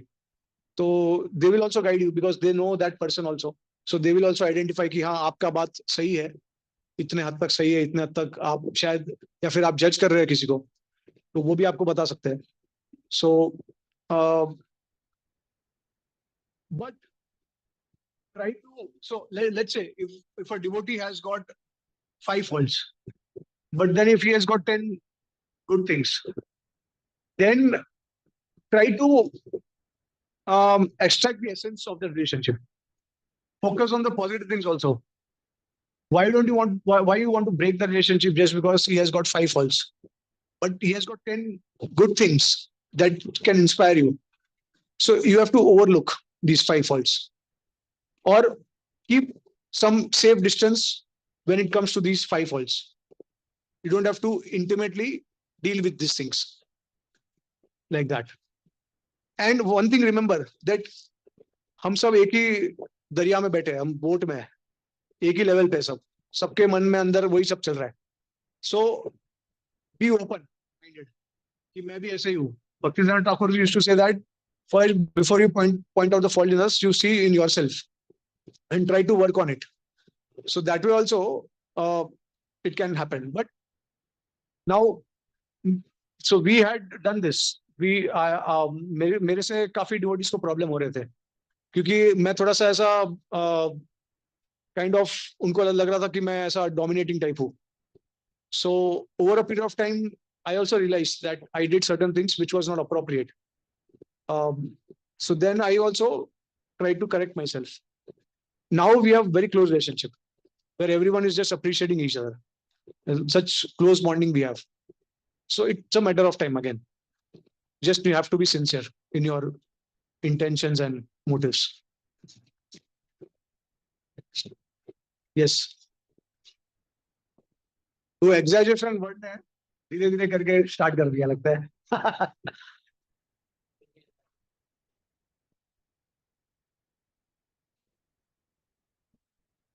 One, हाँ, okay. One moment is enough to take you back to Godhead. So I think everyone is really hankering for that one moment. They want to focus in one moment. हमारे life में कब आएगा? Rather than spending so much time and efforts, and then there's also the danger of committing aparadhs and all. So why not that one moment also occur in my life? So that one moment means pure. Like for example, we say that just one syllable, Chaitanya Mahaprabhu said, no, that one syllable of the holy name can get you to the lotus feet of Krishna. So that one syllable, it means pure chanting. And similarly, that one moment has to be pure. So see, in general, our acharyas, they have analyzed the Bhagavatam and they have come to the stages of devotion, Shraddha to Prema. And it is totally, shastrically, it's very interesting. How many of you know about Jayanand Prabhu, the glorious disciple of Prabhupada, right? So he sacrificed everything for Prabhupada, his money, time, physical service, everything. And Prabhupada, that's why he said that we should observe Jayanand Prabhu's disappearance day. In every Rath Yatra, cart processions, we should have his picture also. So you know what Prabhupada wrote to him? He wrote him 2 letters after his passing away. Do you know, does anyone know what Prabhupada told him? He did not say that you went back to Godhead. He said that I believe that because you have no other desire, you had no other desires. So I believe that you must have gone back to Godhead. If not, if you had some material desires, then you could have gone to the heavenly planets, enjoyed there for some time, and again come back and continue to Krishna consciousness. But Prabhupada said, but I believe that you must have gone to Krishna because he was totally absorbed. One time Prabhupada said, when devotees asked Prabhupada that how much purity should we have in order to go back to Godhead? So they were expecting that Prabhupada will be very merciful. So Prabhupada said 100%. And Prabhupada said, if you desire even one rasgulla, then you have to come back to the material world. So then devotees were disturbed. Then you know that past time where Prabhupada said that just catch hold of my dhoti I will take you from the back entrance. So it came there was a bargaining, and then finally Prabhupada came from 100 to 75%. And then also devotees felt that they are 75% also too much. So as Prabhu is saying, why 75% of one moment? So it is like that.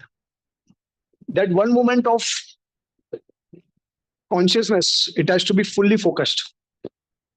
And in order to do that, come to that stage, it requires long time of practice.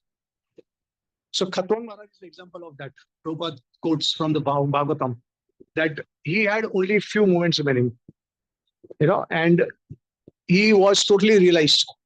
He surrendered totally to the Lord. And that moment, he was taken back to Godhead. So that in order to come to that stage, it requires a lot of practice. Because we are not pure. You know why? Okay, Jad Bharat Maharaj, and he got attracted to deer and then he came back as a deer. Why he got too much attached to the deer? Huh?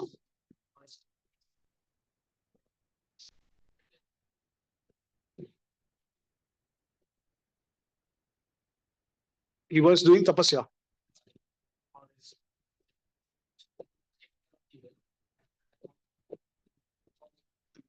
Yeah, but my question is that how did he get that kind of attachment to the deer? He was at the stage of how?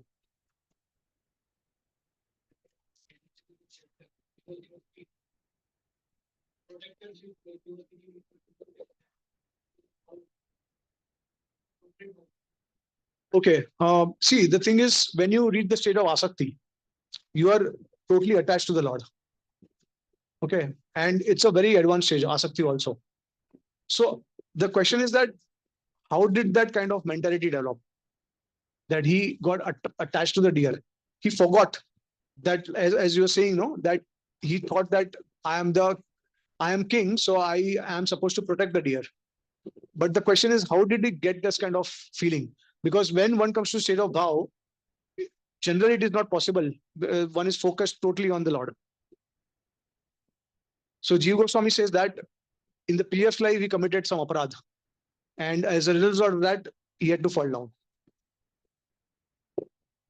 So this is the influence of aparadh. It goes all the way up to the state of prema. Even at the state of prema, sometimes unintentional aparadhs are committed. For example, Rup Goswami. So does anyone remember what happened? Yes.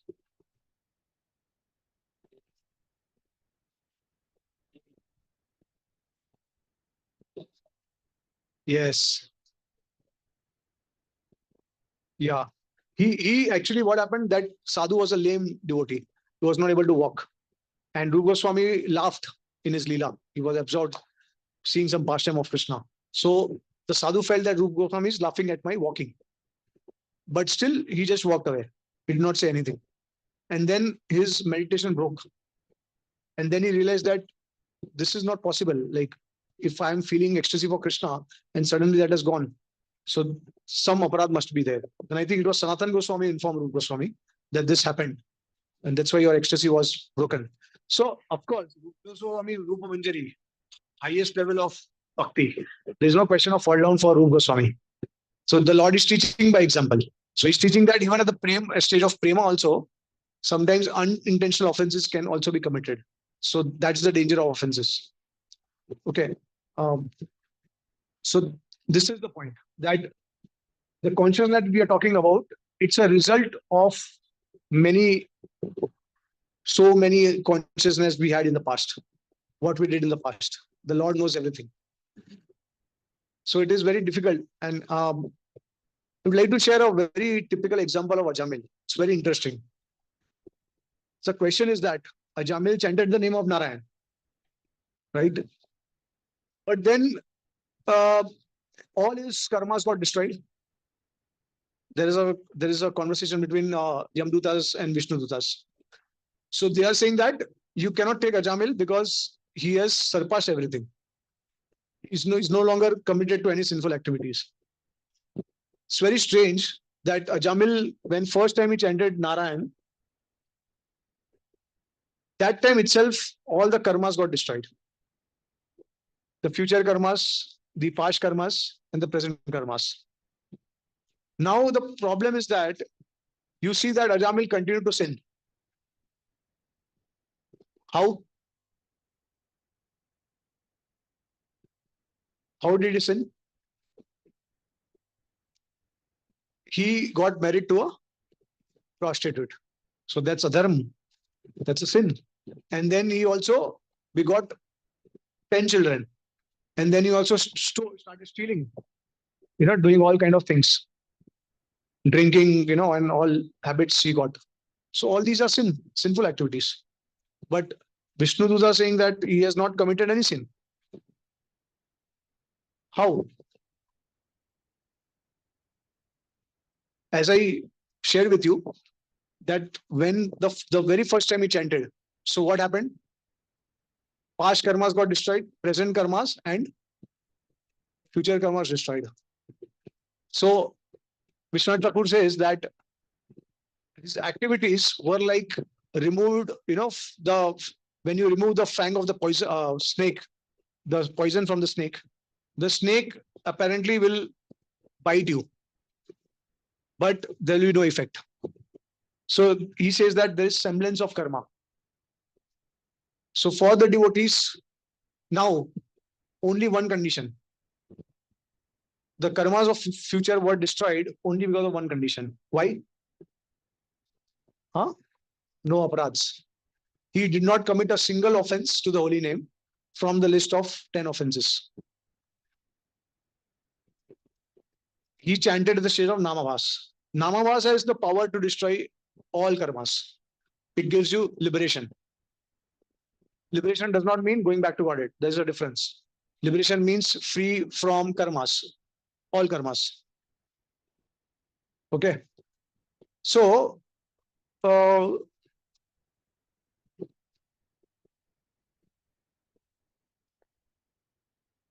similarly, when we as devotees, we also chant unknowingly at some point of time.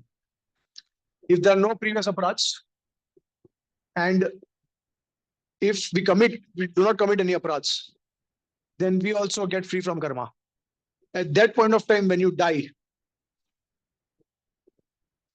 okay, so then you are free from karmas, which means you have attained liberation. If you remember the Lord, if you have bhakti for the Lord, at that point of time, if you die, you go back to Godhead. So that is also one of the answers to your question, that at a moment, what you do, if you are free from aparats, and at that particular moment you die, you will go back to Godhead. So it just requires one moment to go back to Godhead. Now, the problem is that when you commit aparadh, then you fall down from namavas to namaparad. And when you commit aparadhs, then karmas that you have destroyed can reappear also. Or it can delay the process. It can make it longer. Okay. New karmas can also come in. That's why aparadh is very dangerous. You are not just destroying your bhakti, but you're also incurring new karmas. Sometimes, it can happen like that. So, as long as we are without aparadhs, we are quite safe. But if we commit aparadhs, then there'll be difficulties for us. Vishwanath Thakur, he says that if devotees, they are committing aparadhs, so generally, when devotees, they generally do not practice bhakti properly, then they develop a desire to enjoy the material world. And indirectly, then they commit aparadhs. And then the Lord, as a loving Father, so even if devotees commit aparadhs, by the way, there is a good news that even if you commit aparadhs, you will not see Yamaraj, even in your dreams. Okay. Of course, intentional committing aparadhs against devotees, very exalted devotees, that's a different thing. But if you commit aparadhs, then there is no hell for you. So Vishwanath Thakur says, and he quotes Srimad Bhagavatam as a praman, that even while committing offenses to the holy name, a devotee does not see Yamraj even in the dream. Any one of you have seen Yamraj or Yamdutas? So then at least you must have some faith in the Lord. That okay, we are not shown Yamraj or Yamdutas in the dream, so we are not going to hell. We may probably take another birth. That's a different thing, but at least we are safe that way. We are not going to hell. So he says the Lord as a loving Father, he will rectify the child. So basically, in whatever situation, a devotee, when they are undergoing suffering, it is the Lord's own personal intervention. It is not because of devotee's karma. So there are two possibilities. If there are no aparadhs, then there is no question of karma, right? So, and then the other possibility is that, let's assume that there is aparadh, there are aparadhs. So there is karma. Let's say there we have some karmas. But then the Lord personally intervenes and he will rectify us in such a way that gradually we will lose taste for these things and will stop committing aparadhs. So a very frequently asked question for like devotees that they keep asking is that when devotees suffer, is it due to our karma or is it due to Lord's arrangement? So one thing you should always know, that karma cannot influence the devotees of the Lord until unless we commit aparadhs. And even if we have some karma, it is totally up to the Lord to decide how much karma to give us as a reaction. But the purpose is different. Like you get the reaction of their karma because you did something wrong. You committed sinful activity and therefore you're supposed to be punished. But the reason Lord will give the reaction to us is to purify us. Not in terms of getting back to you as a matter of revenge. No, absolutely not. That's why His Holiness Radha Swami Maharaj is one of his beautiful quotes he says that when God tests a neophyte, it is for his purification. And when God tests a pure devotee, it is for his glorification. Right? So we have seen examples of Pandavas, Prahlad Maharaj, Draupadi, so many exalted devotees of the Lord, the Vrajvasis, Devki, Vasudev, they have undergone so much suffering. The purpose the only purpose was to glorify them. That no matter what external situations, they are always committed and dedicated to the Lord. They will never leave the Lord. They will always keep serving the Lord. Kunti Maharani also prays, right? That let challenges, difficulties come again and again. But that way, I will be able to remember you again and again, constantly. And when challenges are not there, I may forget you. But when challenges are there, I will remember you. So of course, this cannot be imitated by ordinary sadhakas. But these are all things that we can learn from. So one must have the faith that the Lord, whatever he does, it is to purify us. And he's personally arranging the karma that we are doing. Let's say, even if we are committing aparadhs, who is giving the reaction? Because aparadh and karma are these two are different things altogether. Karma does not come under the purview of bhakti. And aparadh is basically what? Aparadh, going against Radha. Aparadh, going against bhakti. That is aparadh.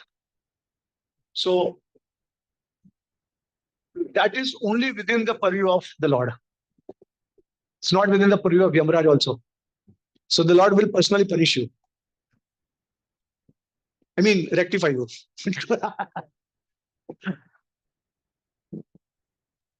Yes.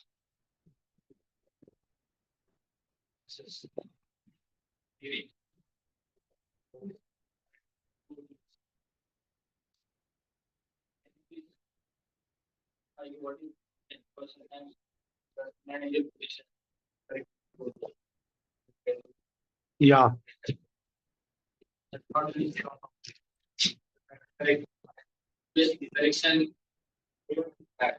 Yeah. So one feeling is that इतना सारा complication है भक्ति में तो भक्ति में क्यों आता है ना same question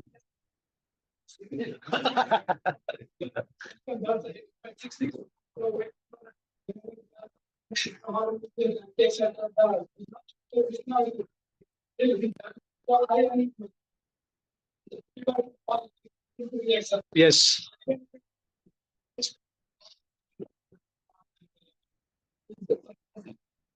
mess up okay so that's why I said that there is a difference between but how much shelter you have taken of Krishna a moment shelter how much shelter have you taken see first of all let me finish what Krishna is talking about is Sarva dharma parijana mamekam sharanam aham sarva papebhyo mokshami sashre. What is pap? It is within the purview of karma. Does Krishna say? Uh, uh, does he talk about aparadh? No. So karma and aparadh are two different things. That's what I'm trying to make you understand. Karma has no dominance in bhakti. It has no role in the bhakti. You can be sinful and you can still be a devotee. You can become a devotee of Krishna. Of course, Krishna also says that unless you are free from all the sinful activities, you cannot practice my devotion with steadiness. But there are no, many sinful people, they have become devotees of the Lord. Brigadari the hunter, Ajamil, they all become devotees of the Lord, right? So it does not have any purview. But bhakti, aparadh is connected directly to the destruction of bhakti. So I hope this is clear. Okay. So where Krishna is talking about aham tva sarva papebhyo, he's not saying aham tva sarva aparadhyo. He's talking papebhyo, pap. Right? So these are two different things. Prabhu in the back, you had a question? Okay. So, okay. So he's asking a very practical question that, actually my purpose was not to make you fearful by sharing about aparads and all. I think it was a contextual thing. Gradually it came to, so, but yeah, see, it's also good to be cautious and to be aware of things so that we don't commit by purpose, some mistakes by purpose. Let's say, for example, if Aparad was not there only, Chaitanya Mahaprabhu came, he's so magnanimous that Aparad also is not taken into consideration. Then it will be international society of fighting consciousness. Everyone will be kicking one another, everyone will trying to minimize other, everyone will try to criticize other. Agree or not? Because that's our mentality. We want to be the masters. So that mentality will continue forever. Right? So that's why you see Chaitanya Mahaprabhu is very magnanimous, but not to the extent that you start criticizing other devotees and you start mishandling other devotees. So because everyone is dear to him, he cannot see the pain of his devotees. And that's a good thing, right? So although it may seem fearful, but if you analyze, it's a good thing actually, because we will be more respectful. In Kali Yuga, the sadhakas are anyways influenced by the modes of passion, ignorance. So if you remove aparad, the concession that another concession is added, you will act crazily, right? So that much is there. Now coming to our question of practical thing. See, the thing is like what I have heard from senior devotees is, as long as it is your seva to correct others, that much right you have got. If it is not within your purview, then you should not correct anyone. So devotees, they have to see good things in others. That is their main, this thing. If you don't know someone, if you don't have any responsibility or right to correct someone, just see the good things in them. And if you feel there's something inappropriate or improper, keep distance from them. But you cannot judge anyone, because everyone is coming from past karma, previous life. You don't know their background. Maybe that person in that situation is acting more maturely than you would have in that situation. You never know that.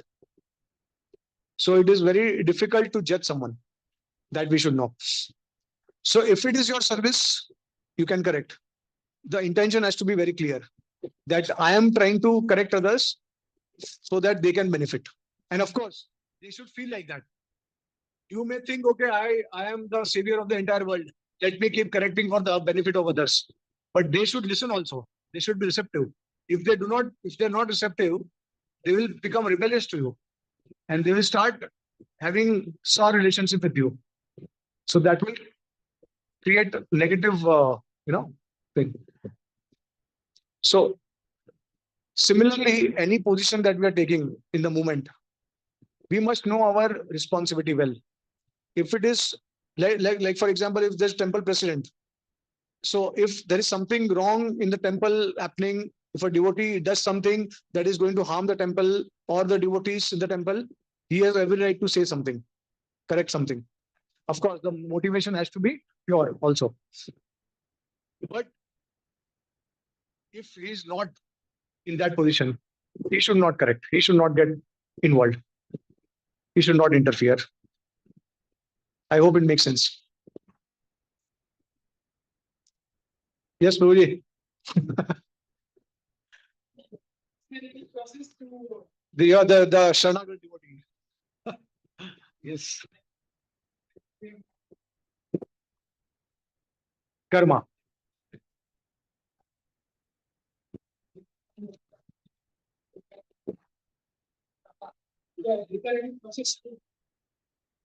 Yes, that's a very relevant and good question. So as I said that most of the aparads are nullified by chanting the holy name constantly. Okay. Of course, it does not mean that just by chanting, you are able to get rid. So let me keep coming into aparad. And let me keep chanting the holy name constantly. That also will not work. Then you commit further aparads. But you should realize it. I committed some mistake. It was my mistake. Now I did not behave properly. It was my fault. So with all humility, I pray that our acharyas and the Lord will forgive me, and keep chanting. Regarding the offense, the sinful activities that you commit on the strength of chanting the holy name, then you have to stop the sinful activities. Simple. Don't do it. That's the remedy for that. And the last one, which is the most important one, Vaishnava Aparadh. So what do you think, sir? You tell me the solution. When you commit aparadh to a devotee, what you're supposed to do? What? Externally and then internally.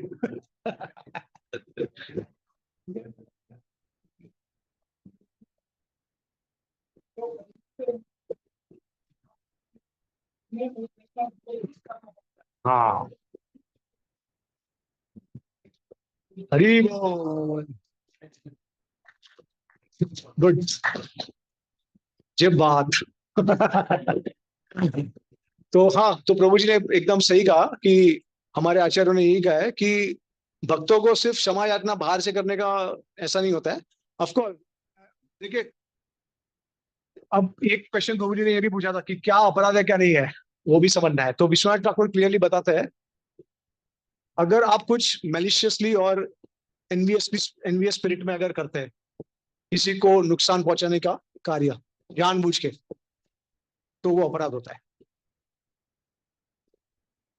या फिर कोई चीज आप अगर किसी devotee को पसंद नहीं आ रहा है, कभी कभी हो जाता है गलती, लेकिन सेम गलती बार बार करते हैं, तो वो जानबूझ के हो जाता है. एक्चुअली वो फिर अननोइंगली अनइंटेंशनल नहीं होता है, वो जानबूझ के हो जाता है. तो वो उससे भी ध्यान रखना है हमको. ठीक है, तो ये सारी चीज है जिससे हम समझ सकते हैं कि अपराध है. और अभी अगर हम किसी के प्रति अपराध करते हैं तो फिर उनसे क्षमा याचना करनी है और उनको प्रसन्न करना है हमको. तो प्रसन्न करने के लिए विश्वनाथ ठाकुर कहते हैं कि उनकी सेवा करनी है. जब तक वो प्रसन्न ना हो तब तक उनको सेवा करते रहना है और क्षमा याचना मानती रहनी है. ऐसे देखेंगे तो हर भक्त को ऐसा सोचना चाहिए कि मैं खुद ही अपराधी हूं, मैं क्या किसी का अपराध दे सकता हूं. तो जनरली वैष्णव जो होते हैं वो दयालु होते हैं, एंड दे शुड फॉरगिव. है ना. आपके पास कोई सेवा करने आएगा, आपने शायद किसी ने आपका अपराध किया है, आपके पास कोई आएगा, तो आप ऐसा तो नहीं बोलोगे ना चलो ठीक है अभी मेरा हमेशा असिस्टेंट बन के रहना पूरे लाइफ में, यही तेरा रिएक्शन होगा. अब ऐसा तो कभी नहीं, लाइक ठीक है शायद मन में होगा, लेकिन एक्सप्रेस नहीं करोगे आप. राइट. तो क्योंकि आप अगर ऐसा सोचते हो तो वो भी एक अपराध है. मतलब शायद वैष्णव के प्रति नहीं होगा, लेकिन हमारे जो प्रोसेस के प्रति अपराधी हो गया हो, क्योंकि हमारा जो गोल है वो सर्वेंट बनना है, दास दास अनुदास. और आपको लग रहा है कि अरे हाँ चल मेरा असिस्टेंट बन जा पूरे लाइफ में, तो ये तुझे तेरा कर्म जो है वो भुगतने को मिलेगा, अपराध जो है. तो ये भी गलत है. तो वैष्णव जो जनरली होते हैं वो पहले ये सोचना चाहिए उनको कि मैंने अपराध मेरे प्रति कोई भी अपराध पहले तो अपराध कर ही नहीं सकता, क्योंकि मैं बहुत इनसिग्निफिकेंट हूँ, मैं बहुत गिरा हुआ हूँ, ये है वो है.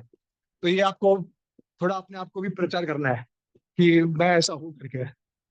जब हम लोग ऐसा सोचते हैं कि मैं बहुत बड़े पोजीशन में हूँ, तो थोड़ा हमको भी एक बार किसी ने राधानाथ स्वामी महाराज को पूछा कि who is the best manager, how can we be the best manager, how can we do that service in that position. तो महाराज ने बोला the best manager is the best servant. So पहले तो ये भावना हमारे अंदर घुस जाना चाहिए कि हम सबके दास हैं. ठीक है. तो जो भी क्षमा याचना करने आएंगे उनको आपको क्षमा करना है. और अगर कोई कारण के वर्ष, देखो ऐसा हो सकता है कि जब भी अपराध होता है वो काफी भयानक होता है. अपराध के भी अलग अलग लेवल है. जैसे अगर कनिष्ठ अधिकारी जो है वो अगर उत्तम अधिकारी का अपराध करते हैं, so then the reaction is much more severe. And when kanishta offends a madhyama, then it is less severe. And then if a madhyama offends a kanishta or a uttama offends to a kanishta, temporarily their devotion will be checked. So it does not give right to the madhyama and uttamas that they can keep. First of all, uttamas, so there is no question, because uttamas, they think everyone is more exalted than them. That's the level of uttama adhikaris. So for them, it is the madhyama that they have to be careful, because madhyama discriminate. They preach. So they discriminate between devotees, non-devotees. They guide, train, and they criticize, they correct. They also encourage. So the Madhyama, they have to be careful that they should not unnecessarily criticize any. This a clear thing that Vishwanath Thakur has written, that be careful. Advanced devotees, senior devotees also cannot take for granted that just because someone is junior, they can chastise, correct someone out of other motives. If it is a duty for a higher purpose, for a higher cause, for the benefit of the devotee, and if you are in that position, it's your service. Okay. So आपको क्षमा यातना करना है, आपको सेवा करनी है, उसके बाद डिवोटी प्रसन्न नहीं होता है. तो ऐसा नहीं है कि भाड़ में गया, बहुत हो गया, बहुत प्रयास किया मैंने, सर पे चढ़ गया है मेरे, नो ऐसा वो फीलिंग आ जाता है कि इतना भाव खा रहे हैं. हाँ, इतना तो भाव कृष्णा भी नहीं खाएगा. तो इस तरीके का अगर फीलिंग नहीं आना चाहिए. और अगर वो प्रसन्न नहीं होते हैं वैष्णव और फिर बाद में आपका संपर्क चले टूट जाता है, कर वो डिवोटी किधर और चले गए, फिर आपने अपॉर्चुनिटी गुमा दिया. तो humbly take shelter of the holy name, with repentance in your heart, beg forgiveness from the holy name, and take shelter and don't repeat the aparadha again. That will also clear your offenses. तो ये सारे अलग अलग तरीके हैं.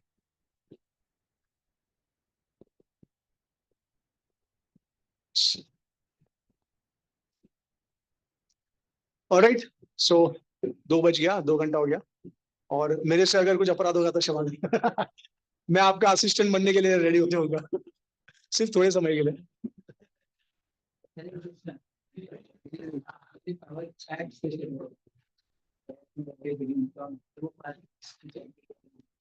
We also was various topics, and we can see how deeply has changed our books as well as studies. And with such clarity he was putting, and with very practicality also. That was one thing which I found in the presentation. Very much philosophical, very much scholarly, at the same time very much practical.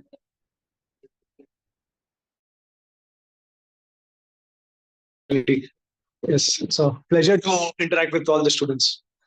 So Prabhuji has written this book 20 plus much more facts about Hinduism, in which there are many questions which are served, and the same book, right? Same book, Same translation. translated Hindi and Marathi as well. So we have copies of Hindi, English, Marathi, all the three.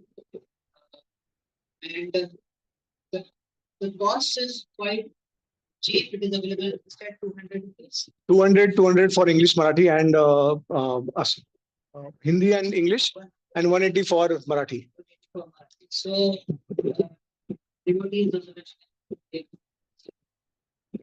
Yeah. this week. Yeah. So one advertisement I would like to do, that if you read the books, then you will be free from offenses. No, I'm just kidding. But basically, the book has got the compilation of all the questions and answers. A lot of people, they have frequently asked questions from outside. Even devotees also, they have many questions. Like as I shared earlier, that difference between Shruti, Smriti, how Srimad Bhagavatam is the ultimate authority. There is a separate session for that. Prabhuji had asked me to do that, but I thought that maybe, okay, let me find out if students have any questions. But the glories of Srimad Bhagavatam, that's another topic itself. So how Bhagavatam is the ultimate, because people outside world, they think that Shruti is the most prominent scripture. And Bhagavatam is part of. So how do you understand? So different between Shruti, Smriti, questions like Krishna was immoral God. So how he can be supreme?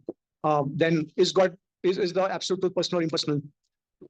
So foundational. So all the questions are divided into categories in terms like foundational principles, then general doubts, then doubts about God, doubts about ISKCON. Like ISKCON is a brainwashing movement, like how do we counter all these things? So you can have a look at it. You don't have to pay anything for that. You can go through it, and if someone likes it, then you can take a copy also. And for students, I can also give some discount. So yeah, thank you so much.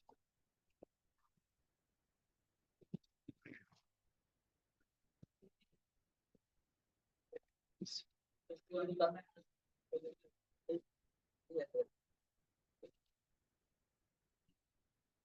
and-